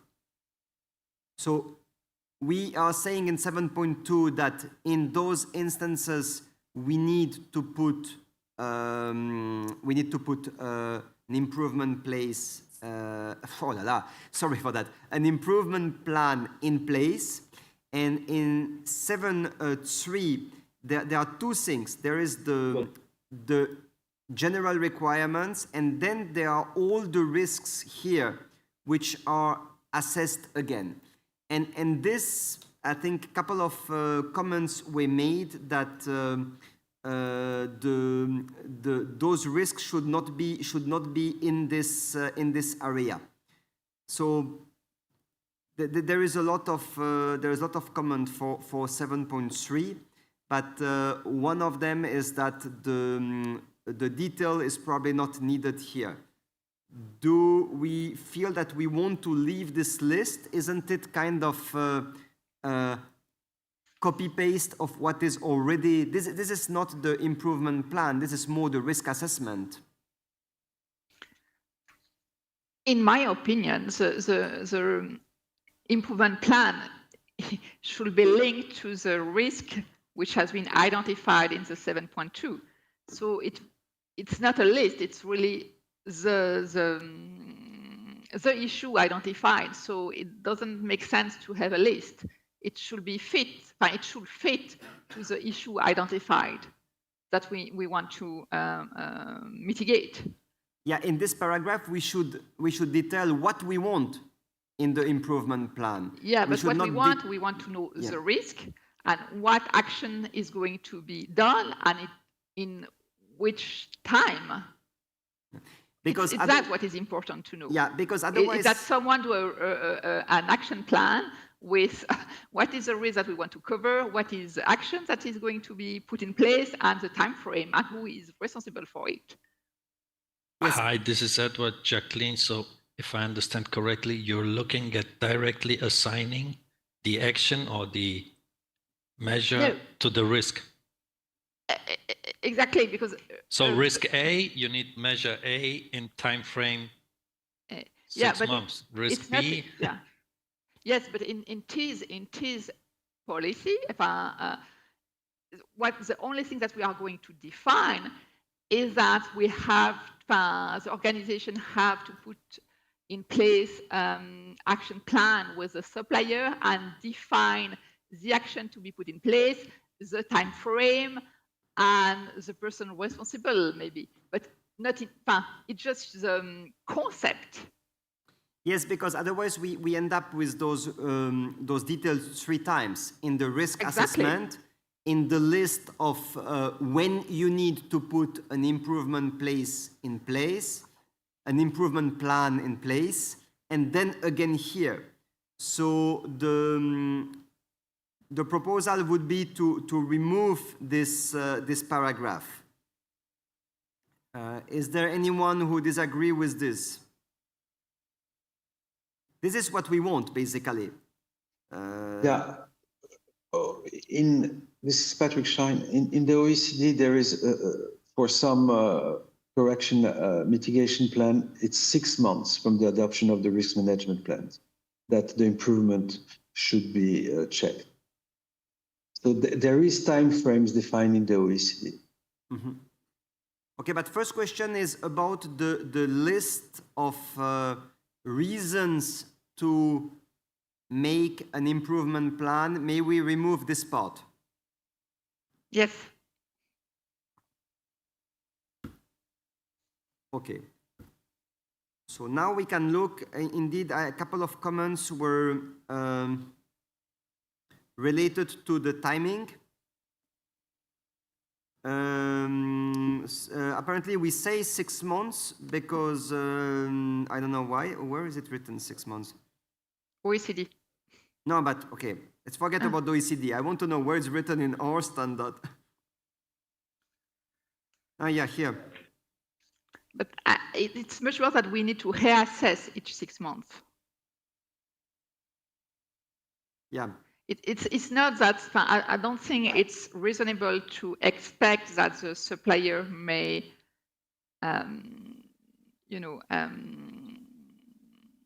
well, again, I think it depends. It depends on the identified non-conformance. But at least each 6 months we need to review to be sure that progress has been made. Maybe it's not totally in place, but progress should have been made. Yes, but on the OECD, for some risk, if it says if within 6 months from the adoption of the risk management plan, there is no significant measurable improvement to prevent or mitigate the risk, then you have to disengage. So it's clear in the OECD, it's not every 6 months. It's the first 6 months, the improvement plan is not into action, in fact. But it's still allowing, it's saying there has to be some significant progress. It's not saying that the action has to be completed. I think it's very important that the improvement plan has milestones and that those milestones are being measured. But absolutely, you need, in the first 6 months, you're going to be able to measure the good faith of the counterparty. Yeah, this is the idea of the... Yeah. So let's take the paragraph, the 7.3 from the the beginning. First of all, I guess we can remove this sentence because we define, or do we want to leave it? We just define in 7.2 when an improvement plan shall be implemented. Do we feel that we need, because here we have 2 times, when the organization creates an alert on the source of precious metal, it should implement an improvement plan. Then Yeah, when you the can remove, yeah. Yeah, we have 2 times the same thing, so. Yes, it should remove. Do we remove the first or the second one? Both. Both even, because we define here, or we will define in 7.2, the supplier shall require the supplier to adopt an effective improvement plan. And then we just describe here what the improvement plan is, directly underneath. So basically those 2 are not needed. Which means makes sense. We would directly go, the organization shall require the counterparty to adopt an effective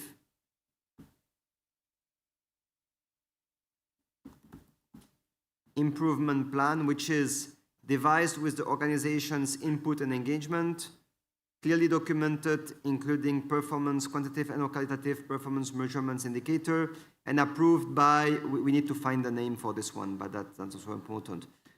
But shouldn't we even say that the improvement plan should be fixing the problem that was identified, because it's not even written?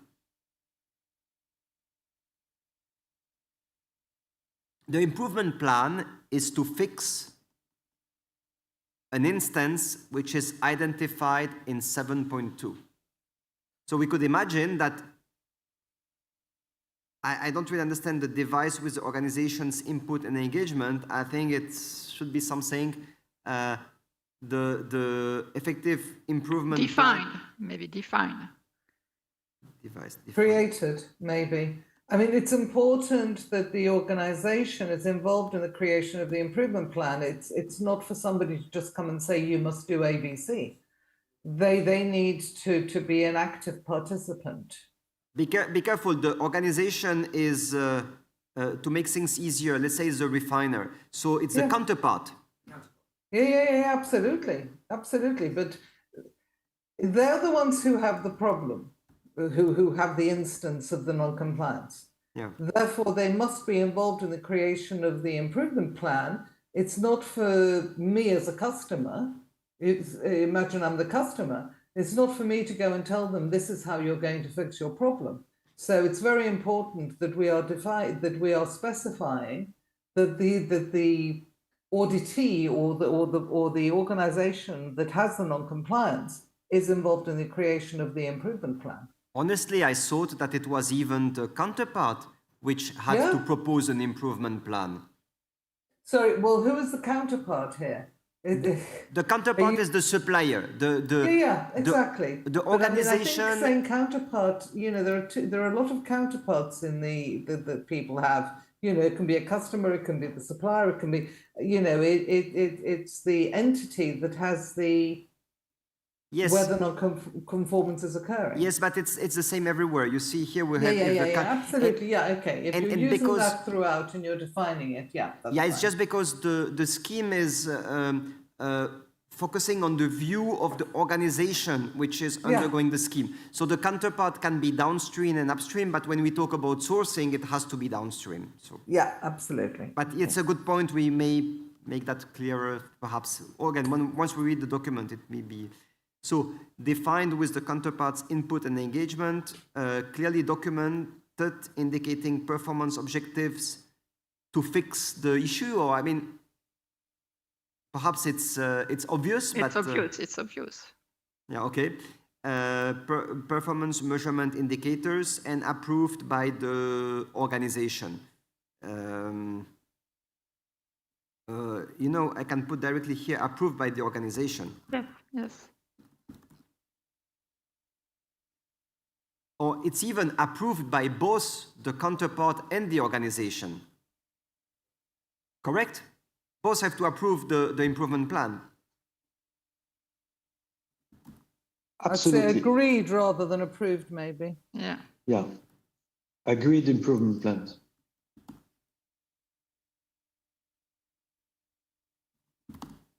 Approved by both the counterpart and the... No, agreed. Agreed upon? Or? Agreed, okay. Sorry. Agreed by both the counterpart and the organization.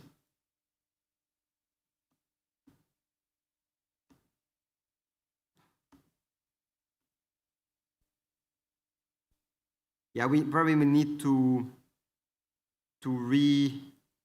recheck here. The risk monitoring strategy of the improvement plan shall at minimum identify significant and measurable improvements toward eliminating the risk within 6 months from the adoption of the improvement plan. So that was what was mentioned before. Define additional measures in a revised improvement plan based on the progresses achieved within the first 6 months, and formally assess performance to determine that measures have been properly undertaken by the deadline. John, can I just ask a question? Yes. Are we saying that the improvement plan has to move, it says, towards eliminating the risk within 6 months? Is that suggesting that the risk has to be eliminated by 6 months? Because it's a bit weird that you're improving towards, but then you're eliminating it by 6 months. So I think that the idea was you need to aim at eliminating the risk. You need to have significant improvement within the first 6 months, and you need to reanalyze the situation after 6 months. Right. So I suggest that it might need rewording there, because just that phrase, eliminating the risk within 6 months, can be read as saying that the risk has to be completely mitigated by 6 months, which is slightly different than the emphasis. Mitigating the risk, or just remove completely toward? OECD says mitigating. Sorry, Patrick, say again, please. OECD says mitigating, not eliminating. You must have an improvement, a mitigation plan, and within 6 months, it has to be, it says significant improvement, not elimination. So this is the OECD one. So shall we leave toward mitigating, or do we want to remove even completely toward, simply leave significant and measurable improvements within 6 months? I think towards mitigating. Perfect. Is okay. fine. Towards mitigating. It's kind of the same, because if you improved, you are mitigating the risk. So we are basically saying the same, but yeah. And define additional measures in a revised improvement plan based on the progresses achieved within the first 6 months. And sorry, just a little English point. Can you make it just progress? You can't have plural progress. Sorry, where? Progress is... sorry. You cannot have progresses. I think that I just made a mistake. Sorry for that. Yeah. No, that's fine. Achieve within 6 months and formally assess performance to determine that measures have been properly undertaken by the deadline. I don't understand exactly the last point, because it seems to be, if you identify significant, so it means that you also need to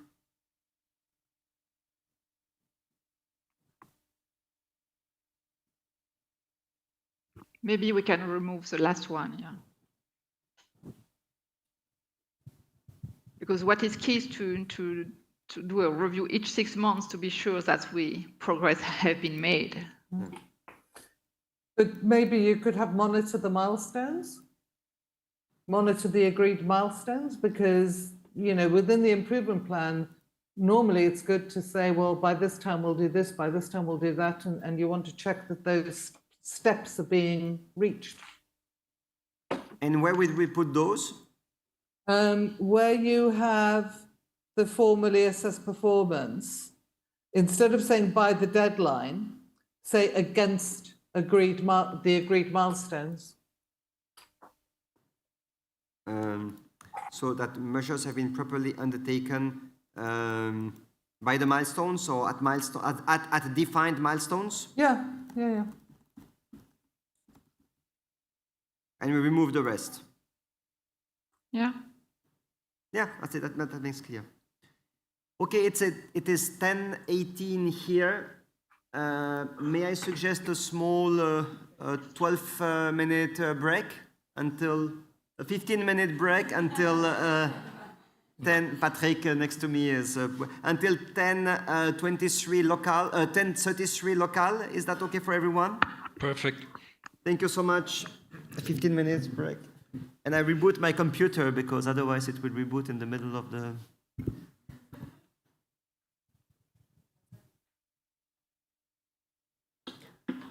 Okay, can you hear me online? Yes. Yes. Joe. Yes. Yes. Yes. Perfect. Fantastic. Yes. Sorry for the delay. And I don't know if you can see the room, but if you don't, there's literally no one. They are all out with the coffee.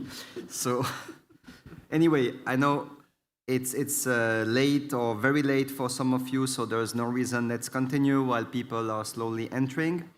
And going back to the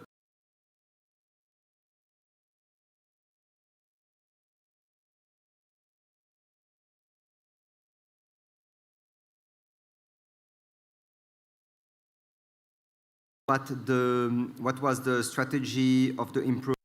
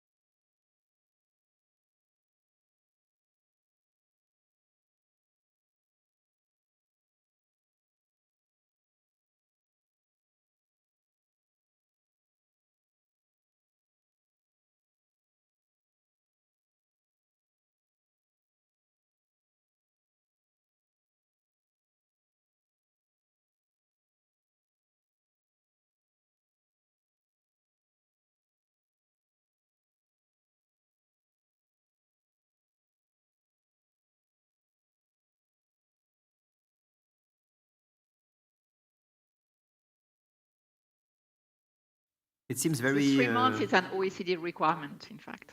Yeah, it's an OECD. No, I understand, but that's, I mean, the time frame is really more for the scheme owner to define. The 6 months is different because you want to ensure that at least there is this 6 months window followed by everyone. But what you want to say is you don't want to suggest to terminate directly. So that would say, shall suspend the relationship until the supplier responds to the improvement plan. And after... In fact, OECD sets a 6 months per 3 months. 6 months you can still work or engage. If nothing happens, you have to suspend for 3 months, and if nothing happens, you have to terminate. Yeah, I think it's a bit too... I feel That's the OECD framework. Yeah. No, I understand, but I feel it's a bit too descriptive. But you can say minimum or maximum. So you like to have a hard... So, okay, the organization shall suspend the relationship until the supplier responds to the improvement plan. And what you want to say is that if there is no response after 3 months, the organization shall terminate the relationship. Is that correct? Yeah, this is how I read the OECD one, yes. Yeah, Jonathan, from the LBMA's point of view, we also have a view that depending on the severity of the issue, whether it's a 3 months or a 6 months time frame. For the original follow-up or for the termination of the relationship?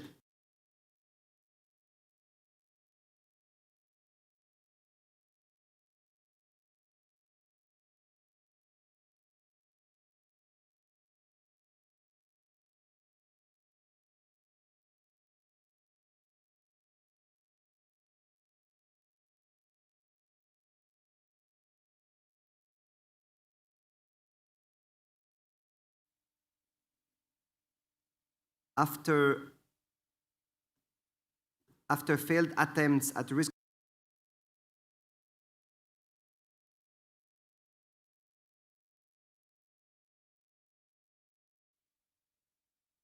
I mean, we need to say that there must be a consequence, right? So if nothing happens,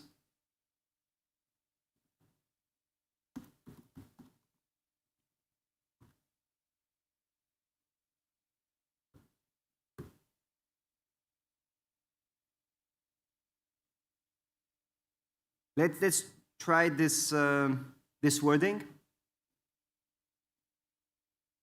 Yes, I think it's good.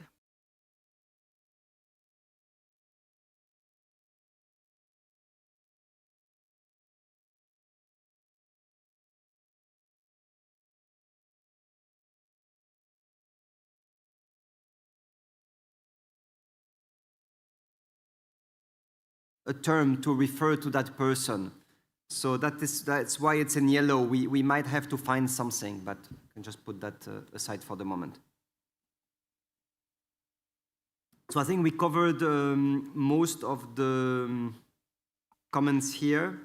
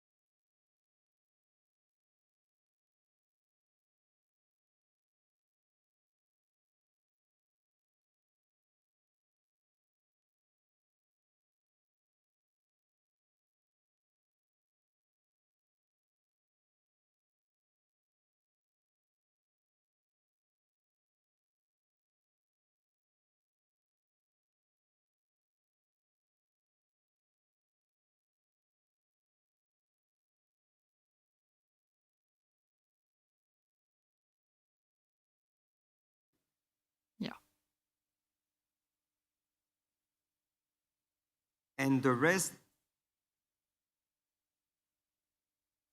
what about, no, that's, okay, so the rest we need basically.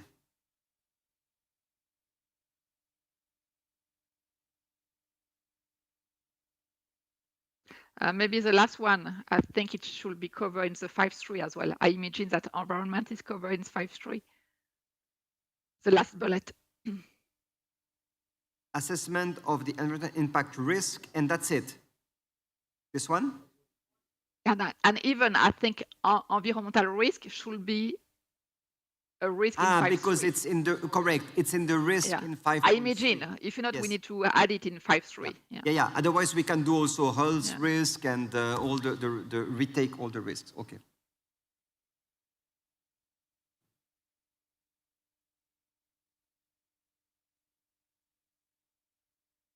Okay.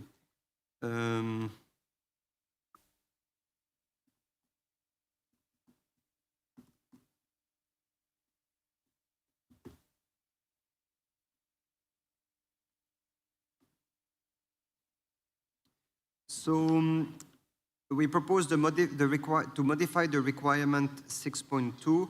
Identification and verification of a counterparty UBO is possible using documents obtained from the official information system on registered legal entities based on national law. So basically that for UBO, instead of using reliable and current government issue photo identity document, we could rely on other official system. Yes, correct, Anastasia.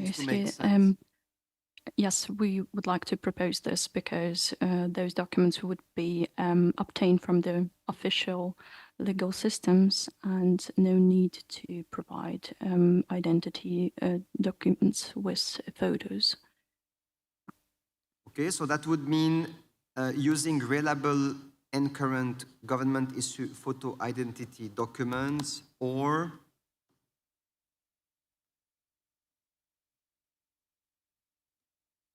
document obtained from simply from a governmental information system, yes, or either you could call it trade registers, but I'm not sure if trade registers are in every country in the world and their name is the same. So we should formulate this so everyone understands what we mean. The problem is still, I mean, if you take a trade registration, you would have the name of the people, but you don't verify the identity of those people. If you have a system, for example, if you have electronic identity documents, which start to be available in some countries, then it would be completely usable. Yeah, I understand, but we still would like to leave this documents obtained from the official information systems on legal entities here. That's captured? Yeah.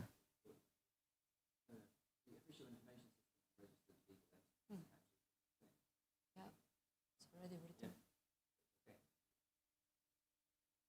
So what should we leave? The last one. Or documents obtained from Official information system is what is she saying. Okay. Okay. Perfect. Sorry, Jonathan, can I line? I think there is in the last paragraph of this one, it's written, it promotes responsible and transparent sourcing practices that address a specific concern identified in paragraph 5.3. We again stressing out this paragraph, and we are saying the same things we said before. So also this is redundant, I think. This one? Yeah.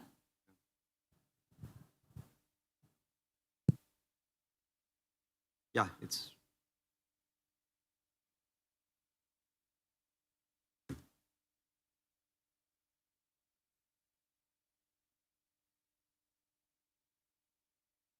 Okay.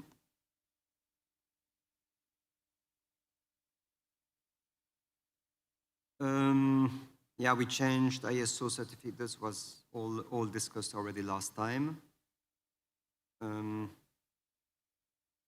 This shall include, this can include 6.2.1.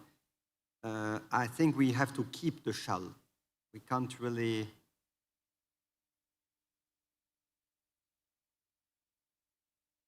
Or we can put simply, because this is, we can simply, this includes. Yeah.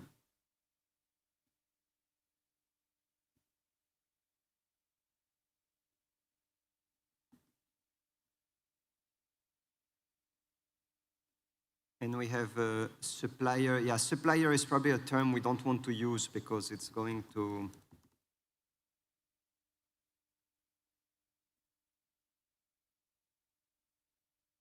Of the counterparty.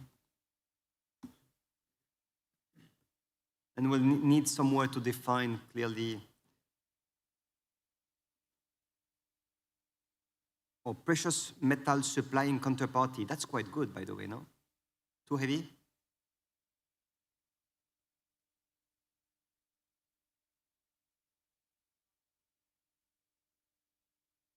Yeah.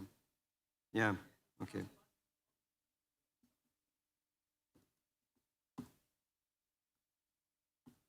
But again, when we read the document,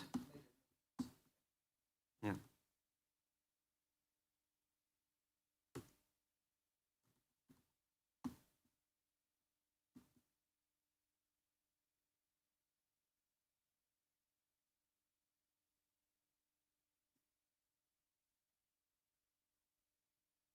Okay.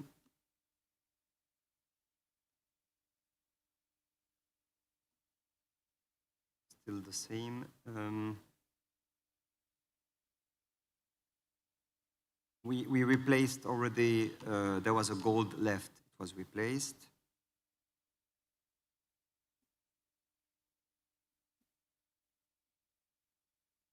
So I think for the sanctions, we already made, we already had a discussion last time. And the concept, so we have two things to check, sanctions and the CARAS list. There were several countries asking not to either define sanctions as EU sanctions or to make sure that there is no pre-definition in a standard of what sanctions are and what the CARAS list is. So there were several proposals which were made. The first one is that we simply list international sanctions and we don't propose any source of that list, because this is basically for, first of all, the organization to define what they consider international sanctions, possibly for the scheme owner, but it's clearly not the role of ISO. For the Jonathan, it's relevant sanctions. Relevant, yeah, we can, yeah, relevant, we could put relevant also. Or applicable. Well, applicable, it's, yeah.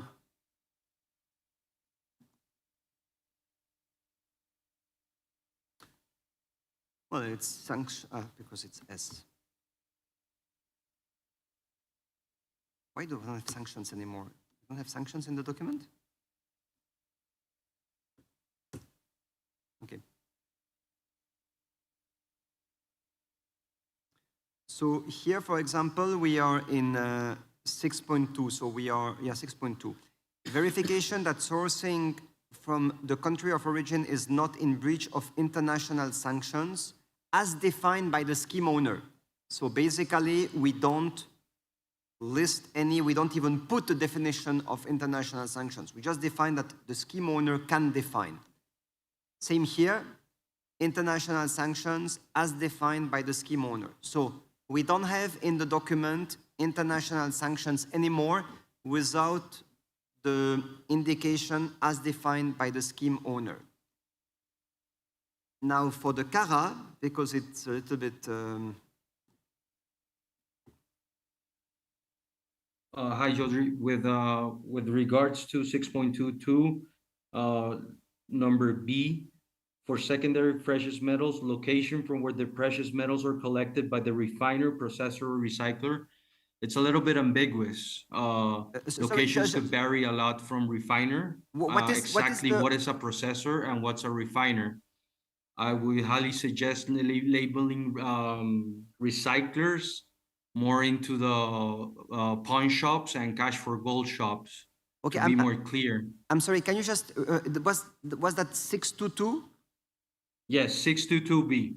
622B for secondary location from where the precious metal are collected by the refiner, processor, or recycle. Yes, so first of all, we don't define those, so we simply could put are collected.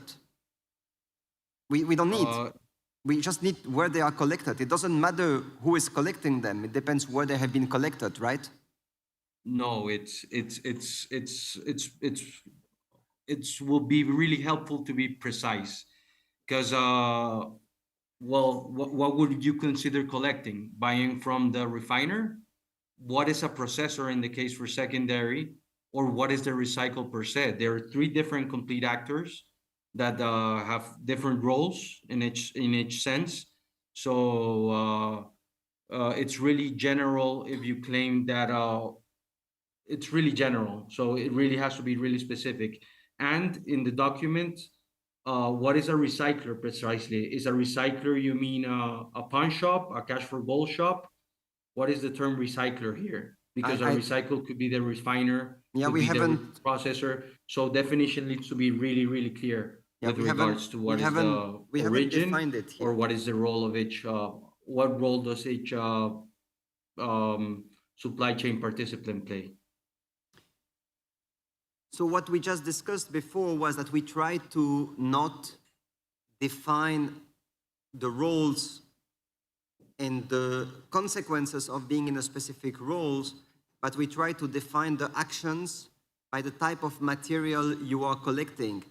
Neil, could you explain how you are reading that at LBML level, because this might be coming from you?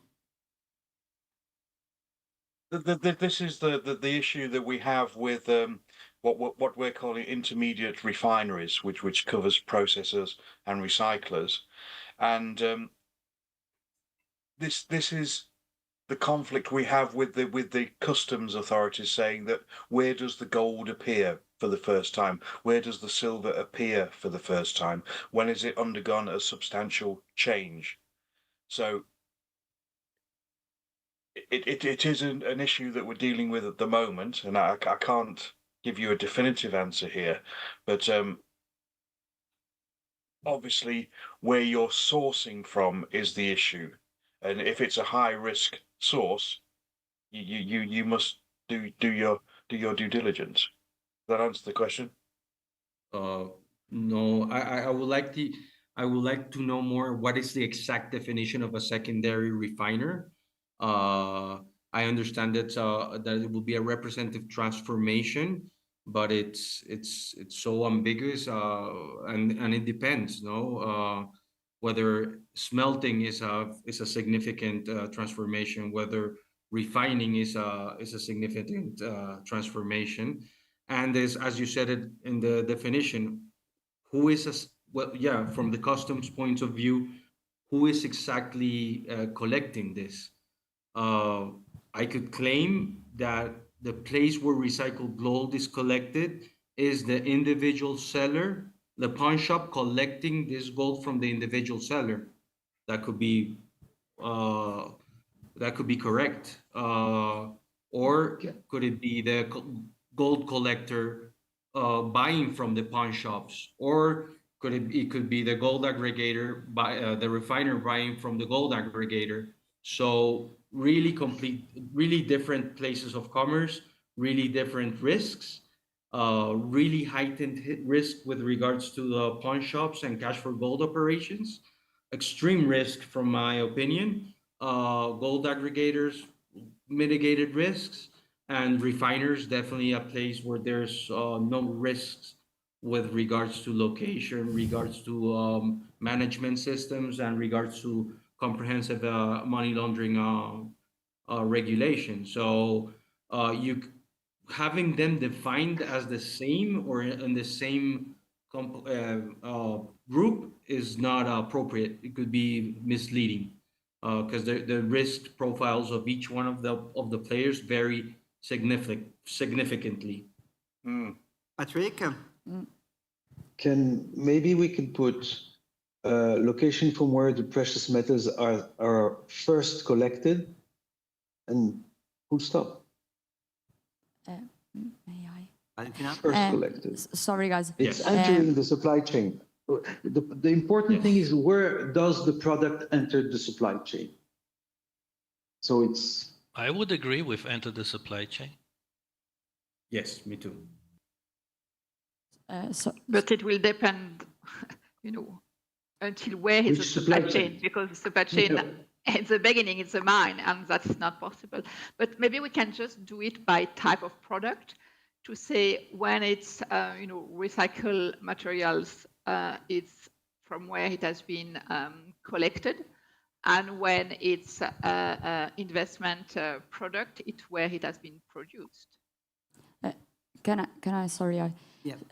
May I share with you my recent experience? I had 2 questionnaires from 2 big customers we have, and they asked me for the location and then the industry where the secondary precious metal comes from. So, because a refinery can have this kind of information, so the location, the geographical location, and the industry where the precious metal comes.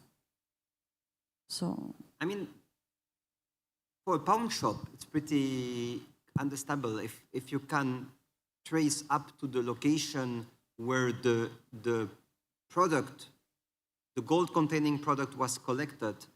This gives you the location. That's kind of clear. The problem is if you look at e-scraps, for example. E-scraps will be collected all around the world, and they are sent to a few number of companies where those e-scraps will be mixed by lots of tens of tons together. So by definition, for the product exiting, you won't be able to know what is the origin, because there will be so much origin that the signature will be lost. It's absolutely impossible. In fact, the lower the title... But pawn shop represents 80 to 85% of the volume, so first collected can apply to jewelry, old jewelry, or can apply to e-scrap. Yes. Yeah, I think if you have a collector of e-waste, normally he collects in the region. So on the location, if you have a French collector, he collects around France or in France. Yes, but who is smelting? The smelter is that there's very few smelter in Europe, so they will smelt everything together. There's no smelter in US. So I was in a collector in US. Yeah, but the smelter he buys from a lot of countries, so he has to make his diligences for every country, for every supplier. Yes, correct. But the question is, yeah, sorry to intervene. That's why important definitions, it's really important to come here. They could not be under the same umbrella. You cannot compare and use the same term as recycled gold for waste, that it's tracing waste back is practically very hard, as you've claimed, but tracing back high grade containing gold or used objects, it's really, well, it's a matter of the identifying the pawn shop or cash for gold. And percentage wise, speaking in percentage values, with regards to the volumes, the volumes are really much more higher with regards to this secondary material sourced from pawn shops and cash for gold shops. So if we place them under the same umbrella and compare them under the same umbrella, they're completely different. They're completely different. Yes, but processing high grade containing 18 karat gold used jewelry in comparison to processing tons of wasted electronic scrap and placing them under the same definition, we'll have a lot of conversations that will reach no place.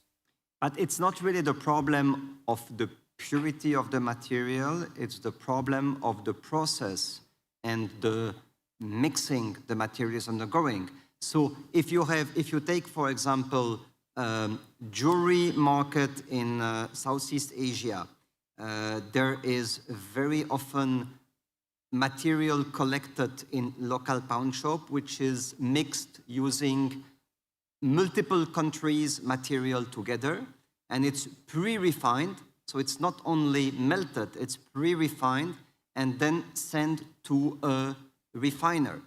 I think what is really important here is when there is a refining process, a purification process taking place.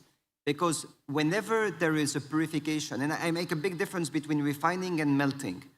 Melting should obviously not change the origin of the material, because melting is not a process where you are aggregating materials of different origin to refine them more efficiently. But when you are refining, you always mix different types of material because you are forced to do so to be efficient in the recycling process, in the refining process, sorry. So it could be also linked to the source could be where a refining or a pre-refining of the material takes place, and this will solve the problem of the smelter, because smelting is a pre-refining process. Refining is a refining process. Melting material in a pawn shop is not a refining process. But what you're explaining about the Southeast Asia, I consider it as extremely high risk. You're saying a gold collector is collecting and he cannot identify properly the sources. And I honestly don't see any difference from gold collectors melting than refining, other than the gold content of it. At the end of the day, the evidence is going to be paper evidence of what's contained in a bar. Whether it's refined or not, what it's going to be available for the, I don't know, authorities or whatever auditing comes by, it's the paper trail that it leaves. There's no, it's irrelevant if it's in the presentation is in 24K or if it's in 750, 820. It's completely irrelevant. What matters here is traceability. So if if these gold collectors are having trouble tracing where they're buying their gold and mixing them, well, this is a really, really high risk situation here that really needs to be mitigated. Gold aggregators, from my perspective, are for the recycled gold supply chain are really, really high risks. If you take a look in the mine supply chain, they have been completely eliminated. The mine supply chain is really straightforward. Mine, refiner, and manufacturer. There's no need, well, traceability, there's comprehensive traceability in this supply chain. If you take a look at the recycled gold supply chain, this gold aggregators play a crucial role. So significant transformation is just for presentation purposes. Paper trails or paper evidence, it's what matters, and therefore traceability it takes a very important situation here. Edward? Thank you. Yeah, traceability through paperwork. Presentation, from my point of view, it's irrelevant. Whether it's refined or whether it's melted, it's just a thing of presentation. It does not alter the evidence or paper evidence that these bars should have. Edward? I would add that if you send unmelted old jewelry, it's not the same diligence than if you send melted jewelry, and I think that all the refiner presence will agree with that. I'm just looking at what we are just discussing about, and I'm wondering what the discussion is just moving to. We're looking at 6.2.2, identification of the risks by location. And then subsequently, I'm reading a risk-based due diligence approach requires an assessment of the location and so forth. And now we're moving downwards to B for secondary precious metal location from where the precious metals are collected, or alternatively are entering the supply chain of the refiner, processor, or recycler. This is just one point within the whole process or the whole concept. So I'm honestly saying I'm just confused where the discussion is just leading to. Oh, I want just to claim again, refiner, processor, or recycler need to be identified and need to be defined in a different way. They cannot fall under the same umbrella because each of them have, once again, I'm going to repeat myself, it has really different risks. A refiner has less risk. A processor, whether it be a gold collector, gold aggregator, has a little heightened risk, and pawn shop and cash for gold scheme, they have the highest risk available. There's no management systems over there. There's no comprehensive anti-money laundering, but it's a part, and it's a crucial part of the aggregator of the refiner. So they need to be properly identified. They need to be properly definitions need to be set in place for each part of this, and they cannot be labeled as the same. And I ask again, the term recycler is kind of ambiguous or kind of misleading. I propose to be using the names, correct names, and start using more the names pawn shops and cash for golds. There's no need to give them another name or kind of mislead by using terms that do not reflect the role of the supply chain actor. But again, that's with regards to this point and B. Again, the risk. This is, I think, what you just said is that what all of you said. This paragraph is, we say that organizations shall undertake measures for risk identification, and it includes for secondary precious metal where the metals are collected. But the level of risk associated will change. You say pawn shops are high risk. Well, it depends where. In Switzerland, where pawn shops are audited for AML and where every single purchase of gold has to be done by taking a picture of the identity, the passport of the citizen, can be bought only from Swiss citizen, and that picture has been kept together with a photography of the material received, you could say that the risk is lesser than if you source from a pawn shop in another country, which itself is collecting from neighboring country. So I think, but not for financial gold in Switzerland. Sorry, what? You can sell up those coins or small bars with anonymity. No, you cannot. Not to a pawn shop. To a bank. To a bank, you may if you put it on your bank account. So you are not anonymous, but you are not allowed to sell anonymously in a pawn shop, and you are not allowed to sell anonymously to a bank if the value is more than, I don't remember, I think 10,000 Swiss francs, something like that. You cannot go, if you go with 1 kilo bar in Switzerland, literally everyone will call the police. Yeah, but we're speaking about small species. Yeah, we're not speaking about kilobars. I think the point is this is supposed to be a baseline standard, and trying to incorporate the nuances of pawn shops and legality implications for every country would be impossible from a baseline standard. I think if a scheme wants to apply itself to a particular part of the supply chain and a particular country, that's sense. But how do you define the baseline? I think also there's maybe a misinterpretation, and I think it's a language issue regarding the use of recycler here. And I think Neil pointed out that what they were trying to capture in suggesting this, I think, was this idea of intermediary recycling, or intermediary refining, sorry, where one refiner passes refined material to another. If that's not useful, we should perhaps remove it. But I don't think the correct me if I'm wrong, I don't think the intention was to talk about all possible points of collection in this item, because otherwise, if we try and nuance the differences between all the points of possible gold collection across the world, will take us a very, very long time indeed. So I think, can we just focus on this idea of baseline criteria, which are as widely applicable as possible? But I think we all agree. I mean, it's clear that there are some, let's call them intermediates, from where sourcing is at high or even very high risk. And clearly you could imagine that pawn shops in some country will be, but it might be in another, it might not be such risky in another country. I think the point is you need to identify where the material is coming from, and then you need to assess the risk.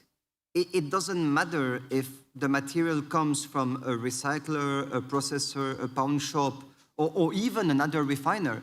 If the risk is high, if, for example, you buy from a secondary refiner or from a non-accredited refiner, which is in an area where there is material which could be problematic, then the risk would be much higher, whatever the position of that supplier in the supply chain is. I think it's what we said before. We go back to the concept that what is important is the risk assessment. And I think here, listing, it's not very common that we listed refiner, processor, and recycler without defining them. It's clearly not, we cannot leave this like this. But we could simply say location where the precious metals was collected or originally collected. And if you first collected. First collected, or yeah, first collected, yes. And then, I agree, going country by country and determining risk, yeah, it will not contribute to a baseline, but what will contribute to a baseline is hopefully for using the appropriate terms and starting to introducing the appropriate vocabulary, such as pawn shops and cash for gold schemes. Recycler, I don't see as recycler is an appropriate term, and it's not an appropriate term for a supply chain actor. So yeah. Sorry, Andres, sorry for interrupting you, but the way I understand this, the sentence is, and maybe I'm wrong, correct me if I'm wrong, it says location from where the precious metals are collected by the refiner, processor, or recycler. Why don't you use the word pawn shops or cash for gold shops, cash for gold schemes? It's much more clear. Anastasia, you were raising your hand, sorry. Yes, correct. But I just wanted to go back for a moment on a wider comment and not about the refiner, processor, recycler, if I may. Yes. Do I understand it correctly that the ISO doesn't want to define international sanctions in this standard and rather give it to the discretion of scheme owners and administrators? Correct. But I think it leaves an extremely wide margin of discretion then for those who own schemes. Correct too, but the reality is ISO is not in a position as a neutral and apolitic organization. ISO is not in a position to define what an international sanction is. Correct, I understand it, but the provisions of now are rather political than substantive. And if we include the UN term, is it not going to be unpolitical? I guess really, that would be... because technically ISO is a non-governmental organization, while United Nations is a governmental organization. So there is no, similarly, there is no reason for an ISO standard to refer to EU legislation. There is no more reason to refer to an ISO, to refer to a United Nations regulation or list. This is not something the ISO can enforce as a standard drafting organization. However, a scheme owner may do so or may decide not to. You can have scheme owners which do not define sanction list. I think most scheme owners, not for precious metals, but in general, most scheme owners don't define sanction list and let the organizations draft their own sanction list and decide how they will buy to their own sanctions. So we said the sanction list may be defined by the scheme owner, but will not be defined in the ISO standard itself. I'd agree with that, Jonathan. What we do is we're very specific because of our membership. The gold has to be deliverable to a member who is subject to EU, US, UK sanctions. So at LBMA, you select a list of countries. So we have a country list of which we identify the risk associated with those countries. We do not publish it, but what we do is we give guidance to the refiners that if they follow our logic, they will come up with the same country list. Okay, I understand, but it's exactly the point. You don't publish it, so you don't. You don't. Well, you can use it internally for your control, but you don't. You don't publish a list which would be an official list of sanctions, correct? We give the refineries guidance so that they know what they should be doing. Yeah, exactly. That's as John Mulligan was saying. That's an example of the discretion of the scheme owner. You could publish it if you wanted. I don't think, as I said before, I don't think that this is a common pattern for scheme owner, but you could publish it, or you could simply not list anything. The danger there, Jonathan, is if we... list is not updated, or simply the list becomes obsolete. You can't just change an ISO standard overnight. So you may end up with a document that is not accurate, and then we wouldn't be submitted to lawsuits, but you can imagine the problem. And this is why the intent is for everything that is also highly volatile. It's not... It's dynamic. Yeah. It's not at the ISO level that we should do that. And sorry, it's Effie here from RJC. That's exactly the same approach that we take. We give people guidance and we provide, links to where they might find more guidance, but it's not our role to issue a list, because otherwise we don't know from one day to the next how things might change. Yeah, I think it's not our opportunity to select which is the best or bad. I think especially the sanctions is not just from country to another country, is not UN from UN to one country, or all of the nations to one nation. So I think the sanctions can be survived in the LBMA, but is not good in the ISO. Yeah, so again, the proposal here is to indicate that this is in the hand of the scheme owner, which decide how it wants to handle that, but it's not going to be in the standard itself. Because the responsibility lies with the people doing the sourcing. They must do their work. Correct. At the end of the day, it's exactly that. And this brings us to the point currently on the screen and in yellow. The location from where the precious metals are collected by the refiner and so on, it's exactly where it's one of the elements you are using to identify the risk level you are having and to take the appropriate measure to handle that risk. That's it. It doesn't matter who is collecting, what is the position of the collector of the entity collecting in the supply chain, or what is the treatment that company is performing.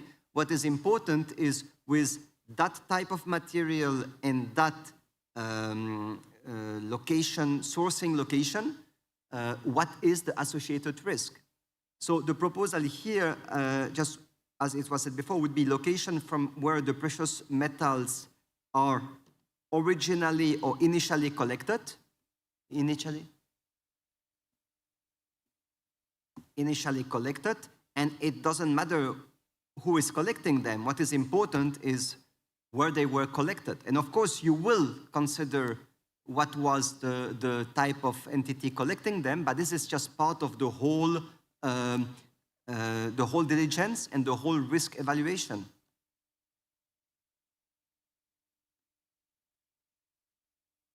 Would that cover everyone's concern? Well, for this point, yes. We'll probably go back for the initial points. And yeah, I'll be insisting that the term pawn shops and cash for gold to be labeled as so for the sake of clarity. I mean, if we need them in the document, we can put them and define them. If we don't need them, that's we'll see it when we go through the document. Yes. Perfect. Point by point basis. Yes. But just Jonathan. Yes. And another inquiry I have, it will be really helpful. Yeah. An exact definition of intermediary refiner. And hopefully from LBMA, what are the volumes of these intermediary refiners? Because we could use terms, but if these intermediary refiners end up processing 1 or 2%, well, it's just a fancy name and a fancy title to say that there's enhanced due diligence or all of that. But we really need data in order to see how the reach and the scope of this term. Well, we need first the term secondary refiner, and then how much volumes are these secondary refiners processing. That will be extremely helpful. Without numbers, it's just fancy. Wait, 1 second, yeah, 1 second, please. Intermediate refineries is an active project at the LBMA at the moment, but the simple definition is it's a non-GDL refiner.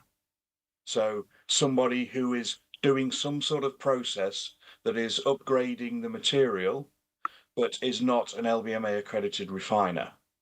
That's currently where we are, but we're working towards a point where certain refineries don't need to be good delivery. So they're never going to achieve LBMA accreditation, but they want to be part of the process to enable so they can be audited. So if you are supplying a GDL refinery as an intermediate refinery, you need to be able to demonstrate that you are adhering to the same standards that a GDL refinery is, even though you don't actually need that accreditation. Jacqueline, you're raising your hand, but just one thing before. From my point of view, it doesn't make sense somebody to refine to sell over to a refinery, considering the premiums of refining from a GDL, a good delivery refiner. The premiums are extremely low. I don't understand why somebody would refine and send it over, and volumes of these the volumes of these intermediary refiners. It's fundamental to have a decent discussion, because we can spend time discussing yes, intermediary refineries, but if they represent 1% of the gold flow, I believe it's a loss of time. So numbers with regards to the volumes that these intermediary refineries are handling would be a really helpful tool.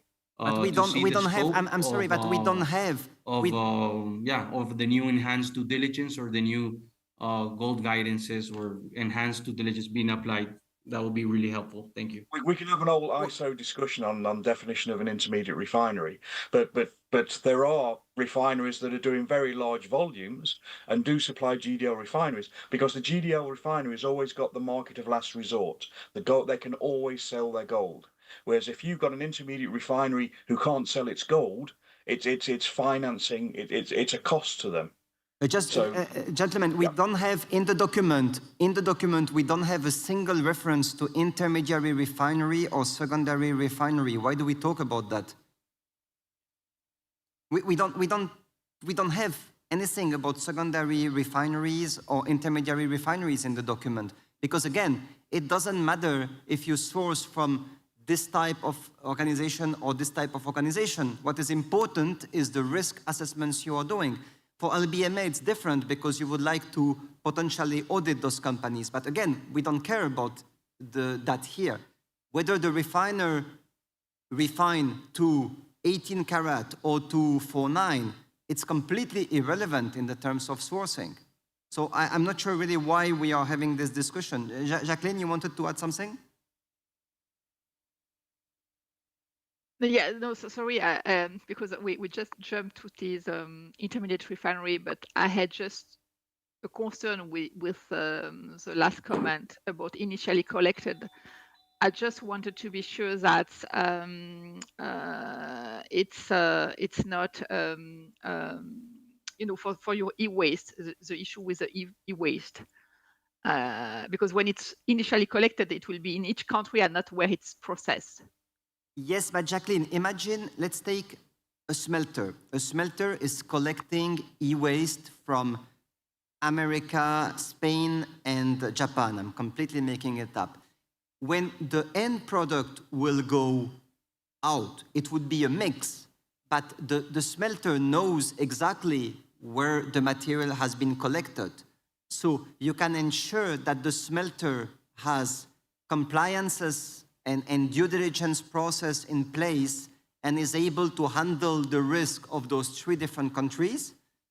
The fact that if as a refiner you buy from the smelter and the material is mixed, it doesn't matter. The material is mixed from different countries, but you ensure that the smelter, your counterpart, has done the proper due diligence. Would that be correct? Yeah, but here we are just in a point where we need to collect the location. And as you say, if I am a refinery and I collect from a processor, a scrap processor, for sure I will do my own due diligence on where he collects the things, but my origin that I need to put in, you know, every data should be where it has been processed. No, but here it's not the, let's be clear, it's not the origin of the metal which will be stamped on a bar. Here it's written, it's the location risk identification. Yeah, but you need to determine your origin. So you need for each the stock or each precious metal that you source one origin. And it's that I'm not saying that we are not going to do the due diligence, but after it's the due diligence and it's where we assess, and later in the step, when you assess, you will assess all the risk linked to the supplier and the product and its due diligence and what it is doing. But here, just to collect the data, and you won't be able to collect for one bar several origins. Yes, but you can do that. You can have several origins for one bar. I mean, you have that most of the time, basically. When you take a good delivery bar, you will have several countries in the gold from several countries inside the bar. But you rely on it should be where it has been processed. If not, it's okay. I import maybe, I don't know, 100 bars from Metalor brand, okay? Good example. Okay, good example, yes. So I cannot put in my system each bar from where Metalor have sourced the bar. No, it has but been processed. It's Switzerland because it has been produced in Switzerland. Yeah, but this is for risk. This is for risk evaluation. But you will say Metalor is certified in a program in line with 21.26.1. So I'm relying on the due diligence done by Metalor, which in turn has been to its supplier or a smelter and has ensured that they themselves follow the same rule. Yes, but again, for me, it's later in the stage that it's when we are talking about refineries. There is a step where we need to assess to be sure that they are audited in line with an OECD program or this program. But here, just to collect the data, and to collect the data, it should be available. And I'm really concerned with this initially collected, or at least it's really a huge debate. I don't think we fix it just by putting initiative.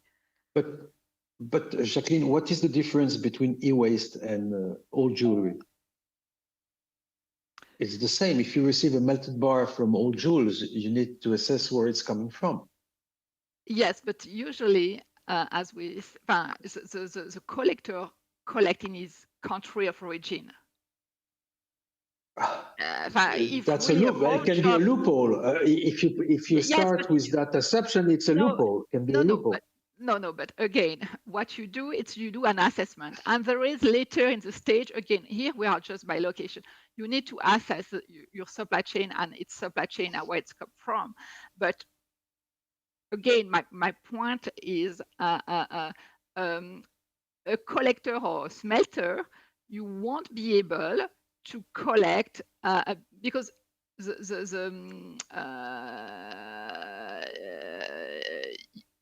you need to rely on the diligence. It's like a refiners. For a refiner, you are not able to collect the origin for each bar. You need to rely on the diligence which has been done and which has been audited.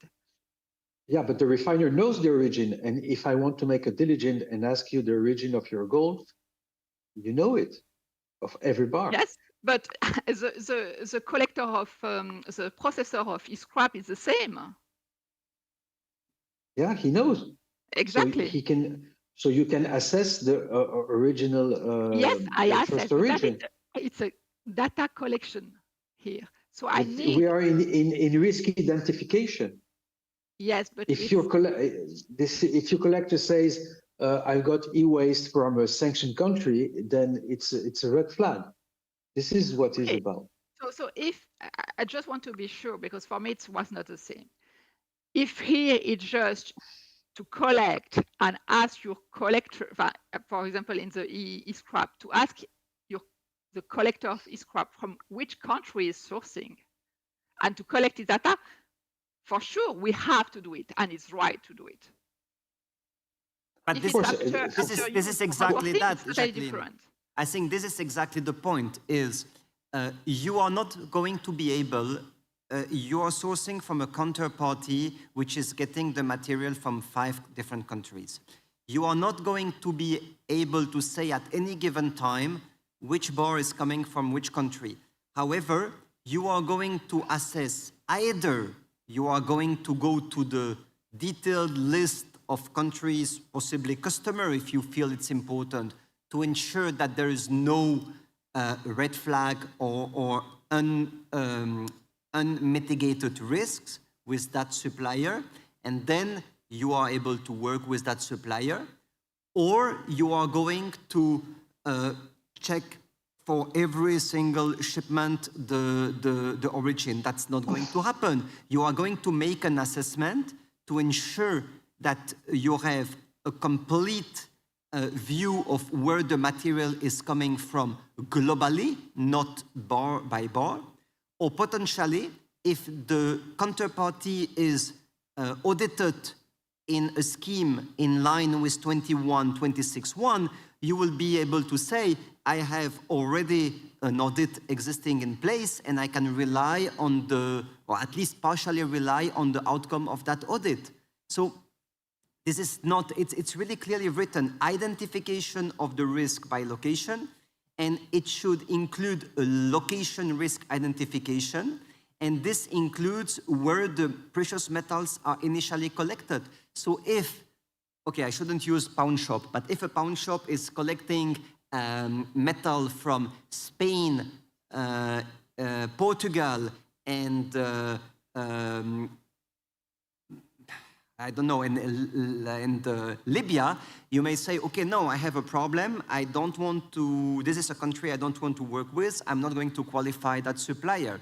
If the same pawn shop is sourcing from only Spain and Portugal, you will not ask to have a discrimination of lots coming from those 2 countries. You will simply say that you identified the origin of the precious metals as a whole, and that you have done your risk identification based on that specific information.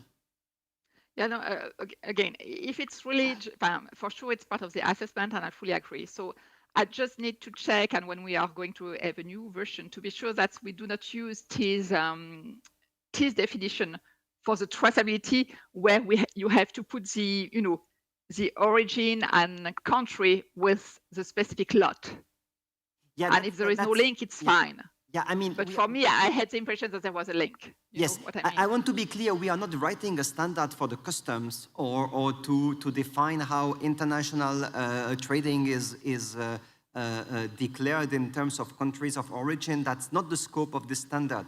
Here specifically, we are at identification of the risk, and it states that the location risk identification shall include the origin, the location where the precious metals are initially collected, which is, I think, it's what everyone, at least everyone reputable in the business, is already doing.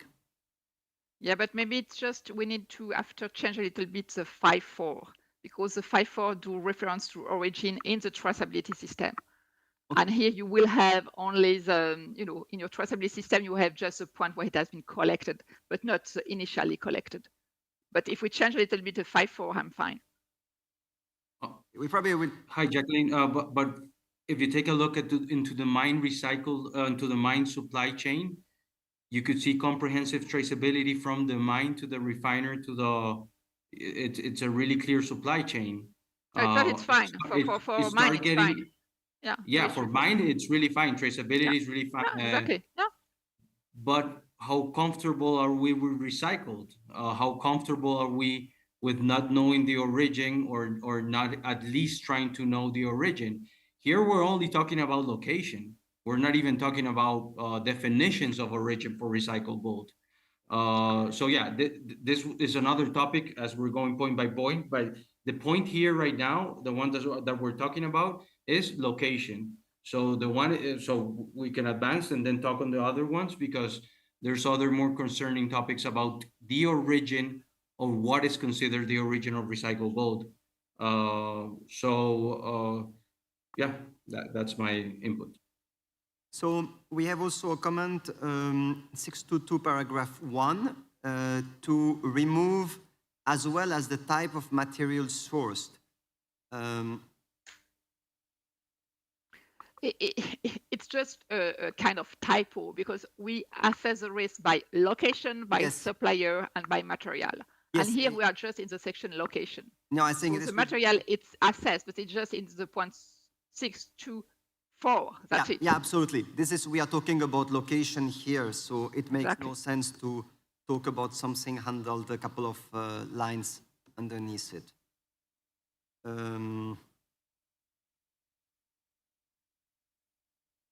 I think this was already changed. Yeah, we added for mining byproduct, the origin is defined at the point where precious metals first separated from the original ore.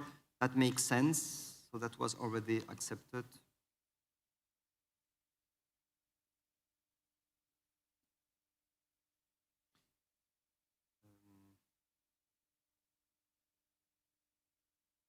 Yeah, okay, for the country of origin, that's something a little bit different. So let's put that for later, and perhaps we, I don't know if we may need that or not, we'll see. But we are in risk identification here. Okay, this is something that is interesting and may come back in different places in 623 by type of material. So the proposal is to add waiver for organization sourcing from other, which are already under the umbrella of 26.26.1. 26, yeah, no, it's 20.26.1, sorry. So I think this is something that we discussed already a couple of times. The point is that if you are sourcing from an organization which is already certified toward the same standard, what kind of requirements you are waived from doing? And I would think that this is really it's an internal assessment. So the organization may say, I'm comfortable to not do this and this because the organization is already, my counterparty is already certified within the same framework. Or you might say, I still want to check. I'm not sure really how to put that in the scheme. Well, Jonathan, we treat it as if you are accepting that, you just have to explain that you're accepting that.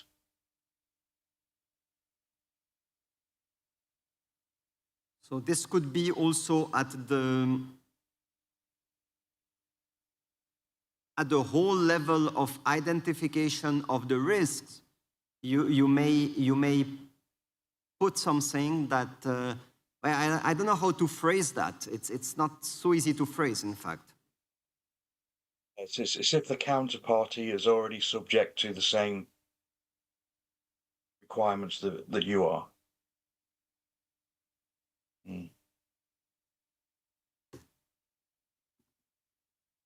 When sourcing from a counterparty.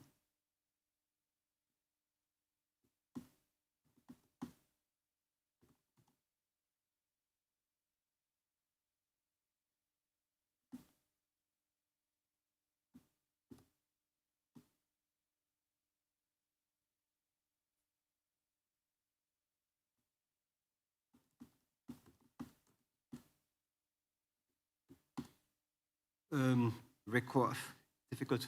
You can do less due diligence. It's not, but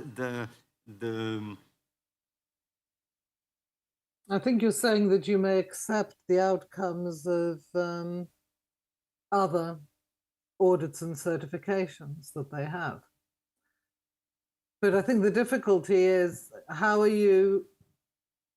is there going to be a published list of schemes that are aligned fully, partly? Who's going to do the benchmarking of those schemes, et cetera, et cetera? So isn't this a question of inter-scheme equivalency? And so Neil will be aware, for instance, that when the World Gold Council and its responsible gold mining principles, there was a question of how equivalent that was with the RGG requirements of source gold from new miners. So it's a question of equivalency. I think the question is, do we put that in the ISO, or do we make a comment about equivalency and let the schemes sort it out between themselves? Because if we put it in here, like you just said, you're going to have to then produce a list of what is in line. Yeah, which basically we are not able to do at ISO level. So this means that it's a good point. This is basically the scheme owner which may recognize some elements coming from another scheme. So correct, yes. And anyway, it's still a risk evaluation. So if the organization decides that there is less risk because the counterpart entity is already certified, then it's a decision of the organization.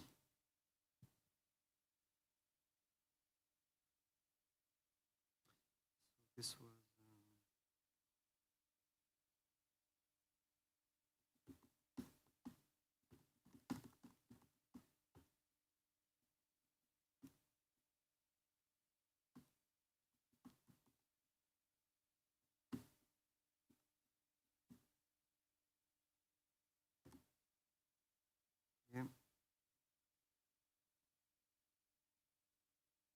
was on the position.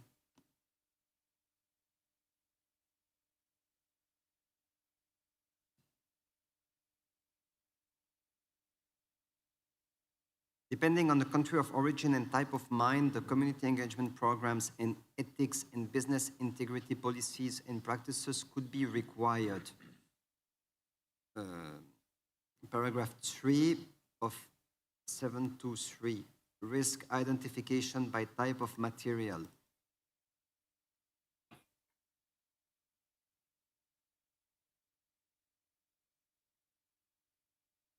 Shouldn't we define what is a country of origin, because the customs has one?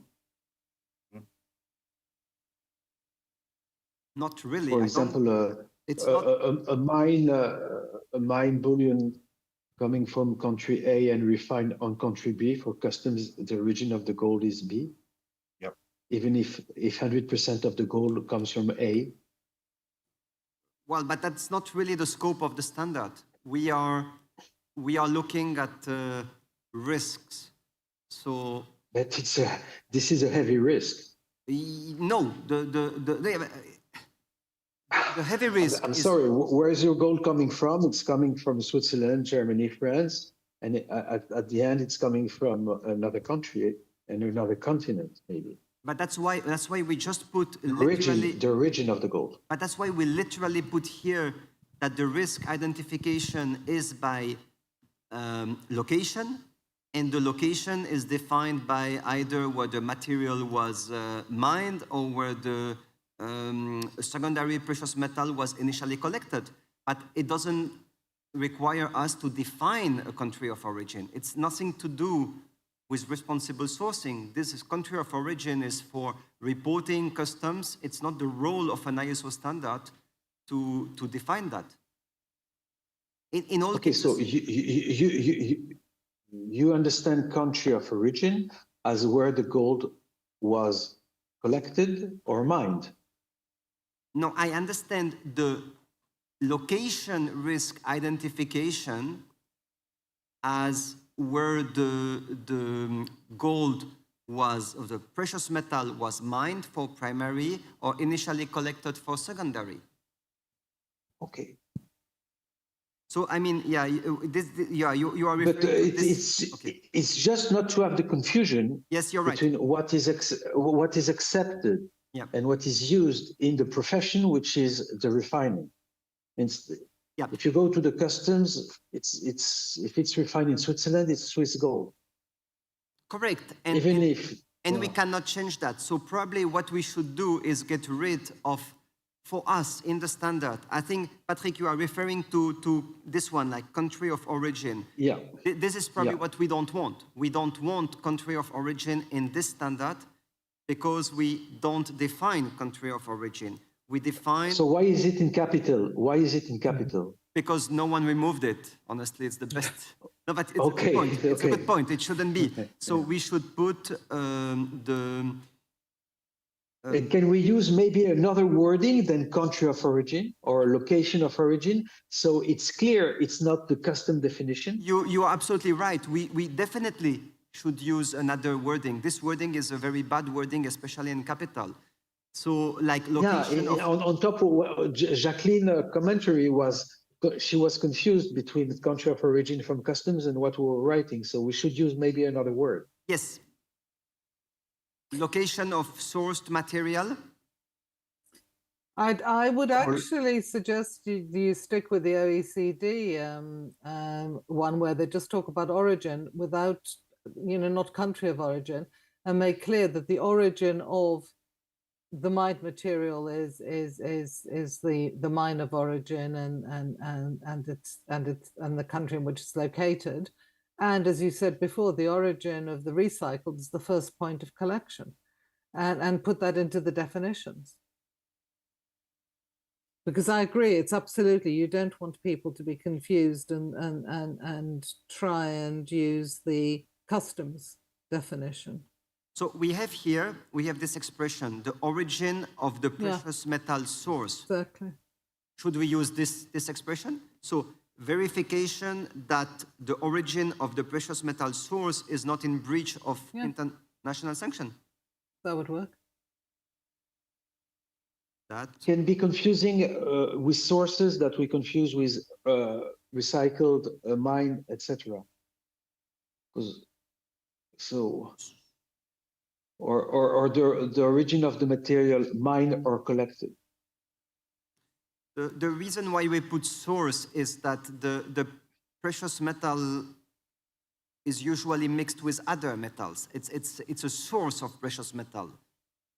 It becomes a precious metal after you refine. Yeah, okay, it's a bit.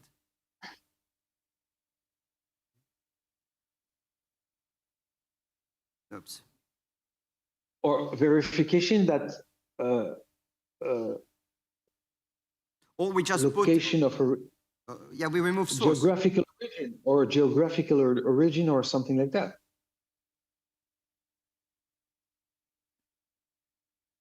Yeah, but what if we just remove source and we keep the expression origin of the precious metal?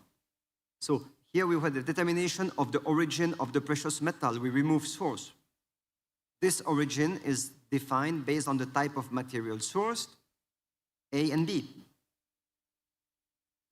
Okay, but as long as you don't answer to that, the origin of precious metal is recycled or mined, might be confused. No, but because here we do say the origin is based on the type of material sourced for primary and for secondary. But as a whole, it's the origin of the precious metal. Okay. So here we, where was it? Yeah, verification that the origin of the precious metal is not in breach with international sanctions as defined. And now we have to add here that we need to go through the document to remove country of origin.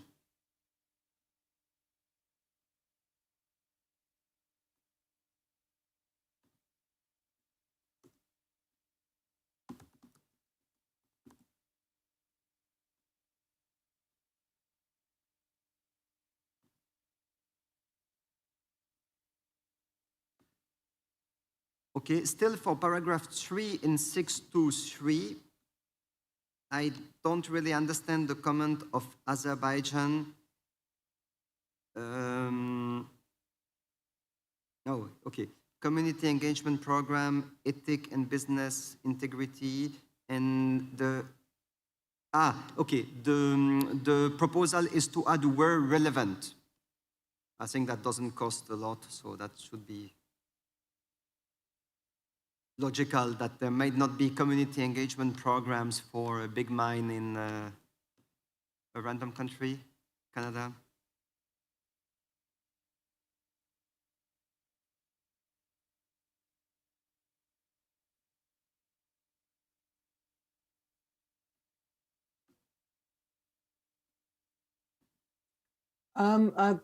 Yeah.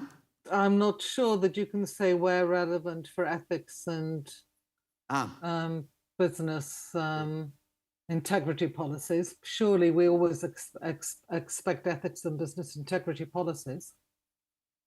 Yeah, it's correct. Sorry, I read that too quickly. I thought it was the same type of comment.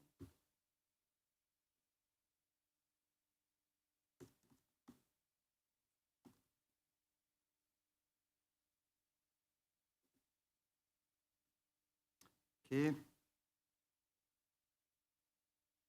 Environmental policies and practices as relevant. I would imagine it's relevant everywhere, no?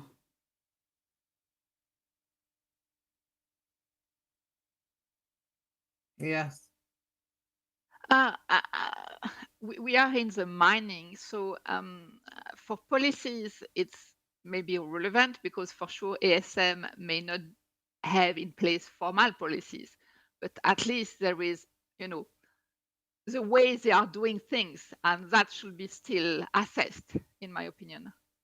So you could make applicable environmental policies and practices, because then that helps the ASM, I think. If applicable, or if applicable, yeah, we can use the same wording. It's going to be easier to follow up. No, you put if no, not available. If available, if applicable. It's not applicable. If available. If applicable, okay.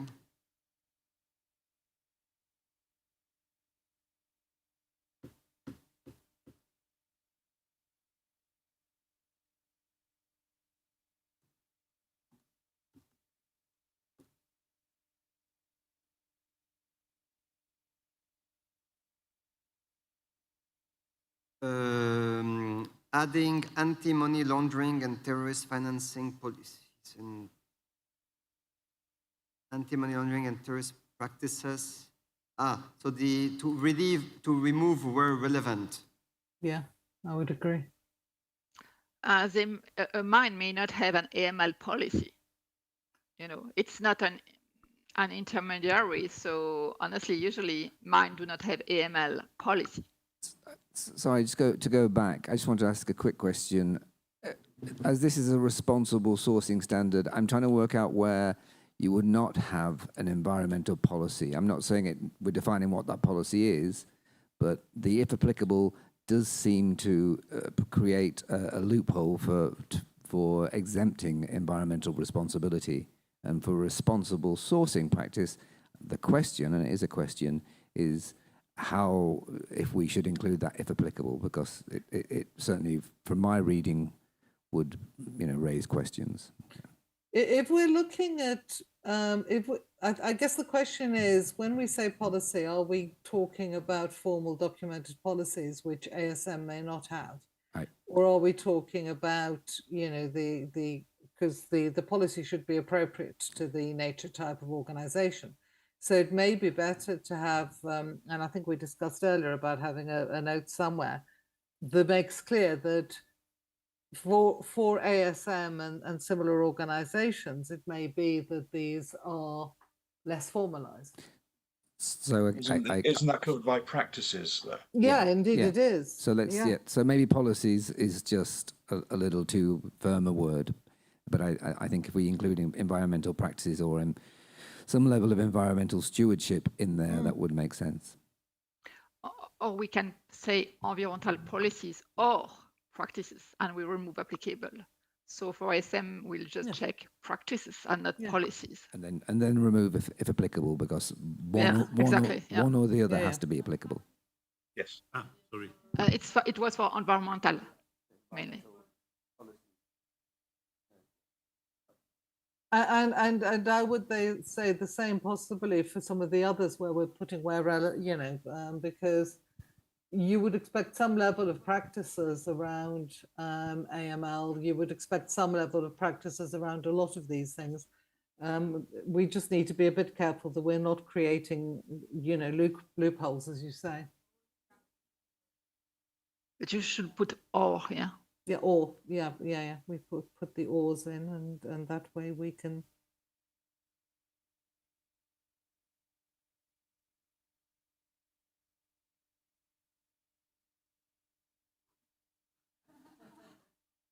A lot of work to do.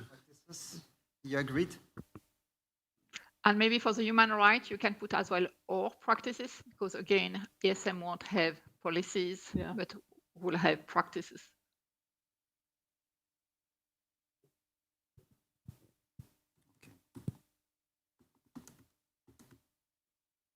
Why not put a general comment about ASM, that for ASM, only practices are sufficient to check? Because or the problem... something specific for ASM, maybe? The problem, Patrick, is you specifically asked to have ASM and ASM together. So... Okay, so let's put our practices. Let's leave it with our practices. But you should put it as well under the human right bullet to replace policies or practices as well, to change and to or. Or would you like to put and/or? Wouldn't that be like this? Yeah, that'd be fine, and or. Yeah. And you should put it as well for health and safety and labor, because it will be always the same in the same bullet. Where is it? Yes, here. After there is health and safety. Yeah. Health and safety policies. Practice. And labor as well.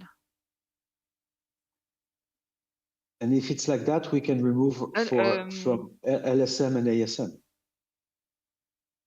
So sorry? And labor policies and or practices. You're not in. There's a bullet before last word. This one here? Yeah, but just after and labor policies and or practices. Health. This is the last word of your bullet. Okay, bribery and corruption. No. The human right bullet. You just missed one. The last word of the bullet on human right. Thank you. Sorry. Yeah, sorry. Put them A, B, C, D. It would be easier. I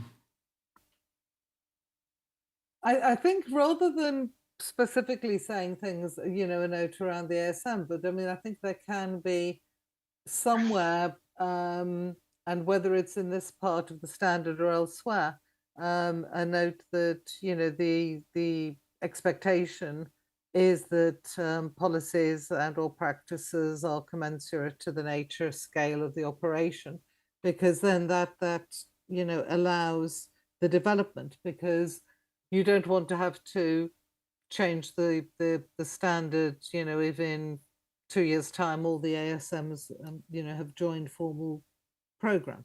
I know that won't happen. No, but I mean, even human rights policies, if you are big mine in Switzerland, just an example, you may not have human rights policies because, I mean, you only work in the country? Okay. I would still expect to see a policy, even if the policy is, well, we're complying with all our local laws. Even in a low-risk country, you would expect policies around human rights, around equality, discrimination, blah, blah, blah, all these other things. You comply with the Swiss laws. That's fine, as long as, but then you should state that that is your policy to comply with the Swiss laws. So there is also a comment here to remove to remove those which we just added now, I think. So is it or perhaps it's another? Oh no, sorry. Yeah, it's for later because it was for secondary precious metal, and we still have things which are linked to mine precious metal, so we need to remove them. Okay, so processing and transportation method. This one we don't need clearly, right? Why? Why do you need?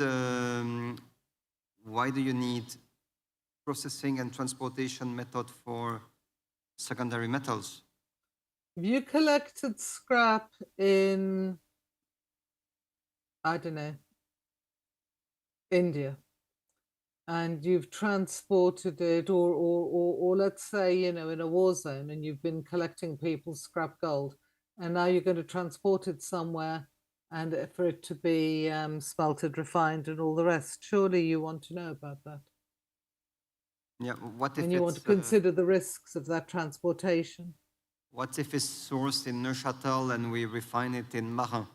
Oh well, but then again, that's all these things are, if applicable. Yeah. It may be that it's not a high risk, but you should still know about it. Jacqueline, I think it was your comment. Would you care to comment on this proposal? Sorry, yeah, it's just because, it's come from the OECD and it was just this issue with, transport company in conflict area where the gold can be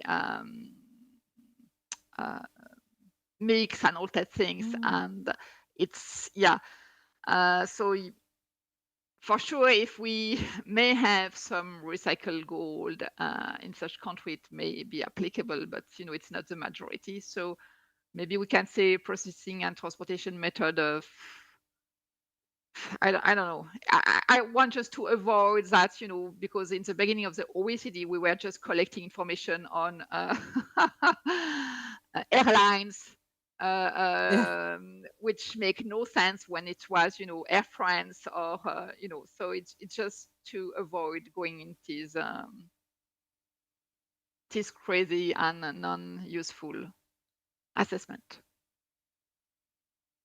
So we can say processing and transportation method. You can make you can say where relevant if you want, because it's relevant, because of course it's but there are, I can imagine that there would be cases where that could be relevant.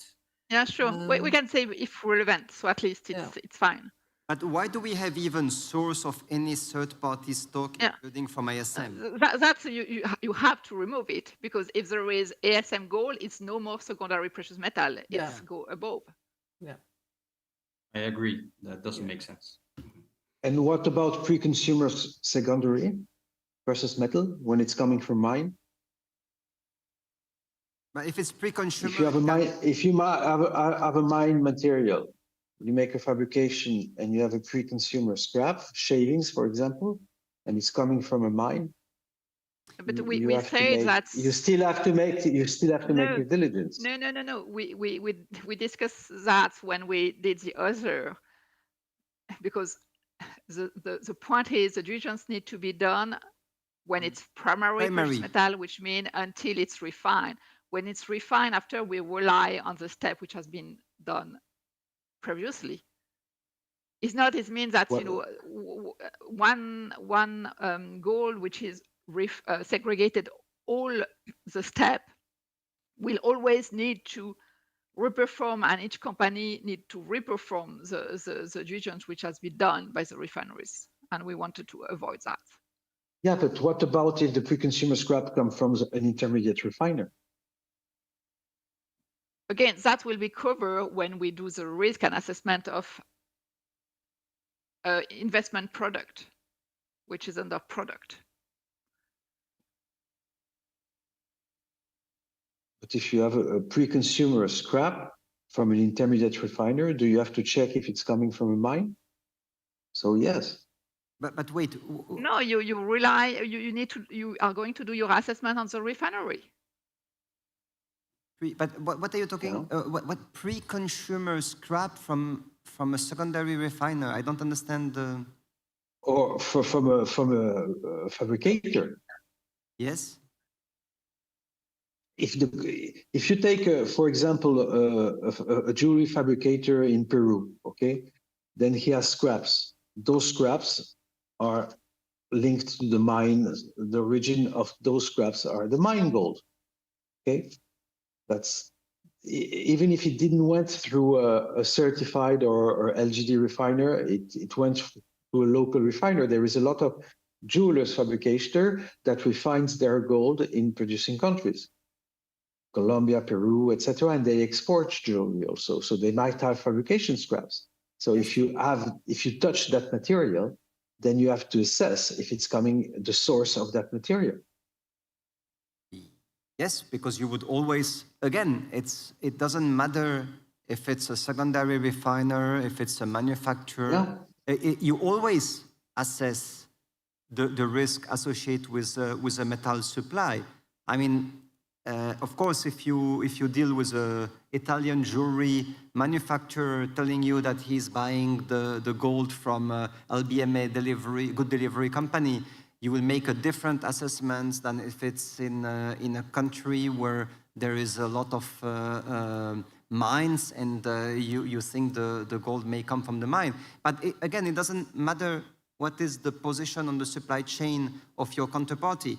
You would do the assessment based on the risk you are identifying. And if it's a pre-consumer material from a country where there is mining and you don't know where the metal is being sourced, you would probably put exactly the same level of diligence as you would put with any supply from that country. So you have to check, okay, but you have to check the source for the secondary material for that country. You always have to check the source of any material you are getting. The whole concept of due diligence is whenever you get precious metals, you check the source of that metal. Simply that in some case, the check is pretty easy and straightforward, and in other, it's much more complicated.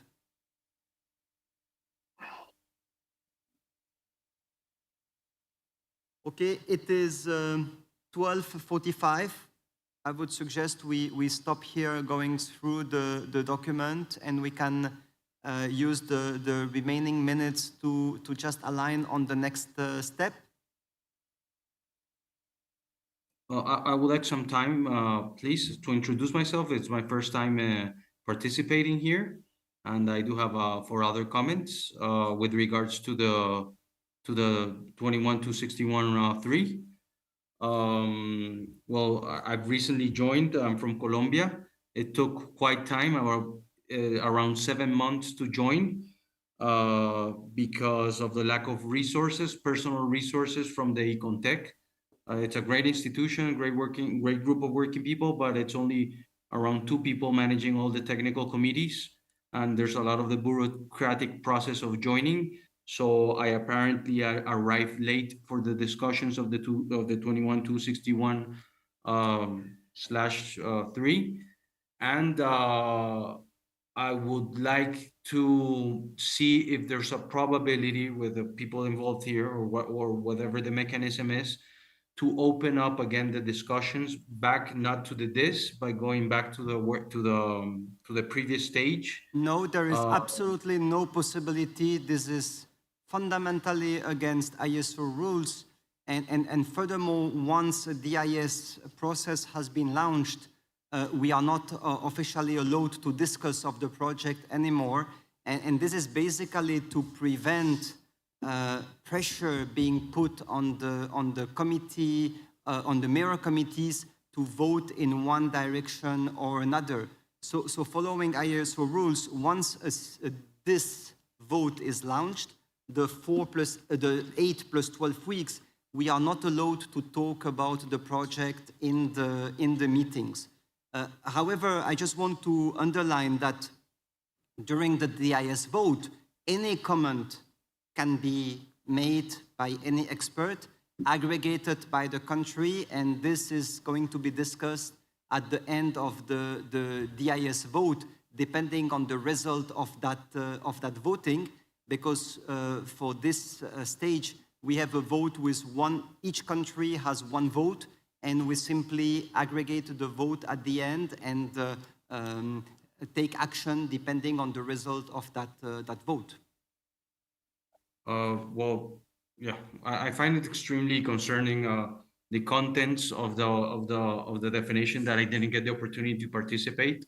Were from a mining producing country, and I believe those definitions could allow the simple use of definitions for free use that does not require any scheme, could be badly used for transforming illicitly sourced gold into recycled gold, especially for pre-consumer, or definitions are so loose that they could be manipulated for illicit activities here in Latin America.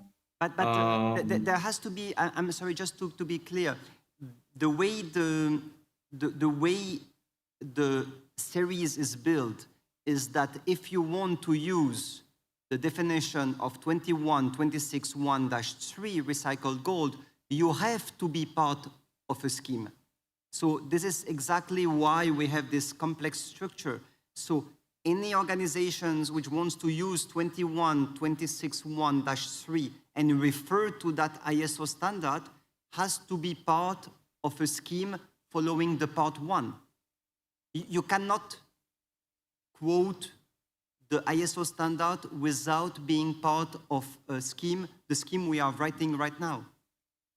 Okay, but in the communications that we had in a couple of past days, I believe you communicated otherwise, that it's for free use, and that the market was requesting a quickly discussion of this topic, especially for definitions, for their independent use. And it's in writing, it's in your writing. So correct. I was completely confused. I was really, really concerned with the fact that you confirmed that it was rushed, that the market participants, as you claim, were requesting this. But as you should well known that you should act as an international capacity, and well, there's no such rush for a definition hearing. If I were to make a claim without a claim such as yours, there's no rush here in Colombia, Peru, Argentina, United States. Well, I wouldn't even be using that term. So I was concerned that there was a little bit rush. There's no need to be rushing this matter. And probably, well, you're clarifying right now, but your communication was not clear and gave me the impression, or not the impression that's in written, that it's for free use and it's not dependent on scheme, on as you said, scheme organizations or that. So, well, yeah, I'm extremely concerned with the contents of those, and from a mining producing country, with the mining ministry actively participating, the labor ministry, and we're soonly inviting the United States Embassy. We're very concerned with the results from this paper. And if you said it's impossible and it goes against ISO laws, we'll make further consultations and wait till this vote. But I manifest extreme concern, a very, very extreme concern here, and a very hard opposition from that. I don't know where to take it from this. Nowhere, because honestly, I want to be clear, there were, at some point, there were more than 60 experts. All of them validated the project. So yes, I understand you were not here at that time, but what is to be realized is that the vast majority of the experts supported this project. But again, it doesn't really matter the position of the expert right now, since we are DIS vote and countries have again the possibility to vote on the topic. Just two small things. First of all, for the three parts, 1, 2, 3, we are late following ISO time frame. So we have time frames which are defined at the beginning of the product, and we are late, especially for 1 and 2, we are even extremely late. To give you an idea, we are supposed to be at least at the CD stage before the end of the year, when we don't have even a working draft for part 1, and we haven't even written anything for part 2. So there is a sense of urgency, first of all, at ISO level. At Wood, my weekly reminders from ISO Central Secretary let me know, because every week, Patrick, myself, and Petra, the committee manager, get a reminder that we are behind deadlines for those projects. Regarding... Sorry, Joe. You might be behind number 1 and 2, but in number 4, it's quite advanced. I believe it's a couple of months advanced. Yes, I read Form 4. Yeah, I read Form 4, and it was way advanced. And by this advancement, I did not get the opportunity to arrive before the changing of status. So I just want to manifest here, and I'll be manifesting and writing my concern, because this is something that shouldn't be done quickly. I understand you might be delayed on the other tools, but the one that is very important for the market and is very important to take the most time, it is way above schedule, way above schedule. Correct, and that was also decided when in March we decided that we will focus in part 3 first, so that we could then work more extensively on part 1 and 2, realizing that handling the 3 standards at the same time was difficult. And again, I want to re-emphasize that the reference to ISO 21261-3 will be possible only for organizations which are certified following a scheme based on part 1. Obviously, if other organizations want to copy the definition, they may do that, but they may not use the definition with that specific ISO wording. So that was absolutely clear. And this is also why we have this complex construction. It was not because we wanted all of us to have multiple meetings, but it was because it was recommended by ISO Casco as the only way to ensure that the definition of recycled gold is not abused. Well, yeah, perfect. With regards to the definitions, I'll follow my comments, but I do not agree additionally in the order these discussions were held. I believe it is of extreme importance to have discussed 1, as we're doing right now, and even have an appropriate definition of what is the source of secondary materials.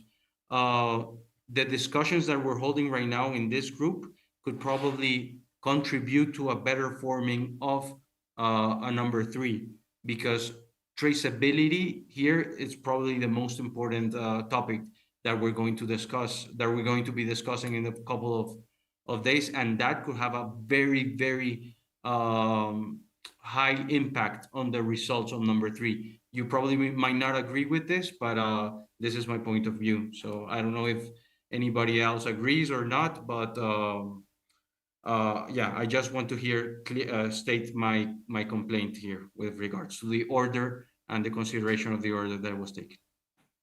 And again, that was approved by, I think at that time, absolutely every single expert or almost every single expert, and it was done this way. But again, and I repeat, every country has the possibility to comment whatever they want at the DIS vote. And if the project is not approved because a majority of the countries are rejecting it, then the project, and probably including part 1 and part 2, will just stop. So that's not very difficult. There is still a consultation, and basically the most important vote is the vote starting in 2 months of time, 1.5 months. So just for the time frame, 6th of September, the next meeting is 29th and 30th of October in Shanghai, together with the just before the Cibjo conference. And we'll have probably another meeting somewhere early December. We'll try to fix the date pretty quickly. And then the next one will be specifically for the comment on VIS mid-January, around mid-January. Is there any other point or any comments? Any other topics? If this is not the case, thank you again for the, how many people do we have here? 38. 38 for the 38 experts connected. Thank you again for hosting us here at the Vicenza Oro Fair. I think it's a great opportunity for those who have a little time to visit the multiple pavilions here. It seems pretty amazing. And thank you to everyone online. I know some of you have a little bit unholy time today, so your dedication is appreciated. Thank you. Have an excellent day. Sorry, Georgie, one another. Please, for future meetings, have in consideration my time zone. Yeah, we do. We do our best. Yeah, please. Yes, to rotate. Yeah, not always having this time for me. Thank you very much. Okay, that's it. Thank you and goodbye. Thank you, Thanks, everyone. Talk to you soon. Bye-bye. Thank you. Bye bye. Bye bye. Bye bye. Bye bye. Bye bye. Bye bye.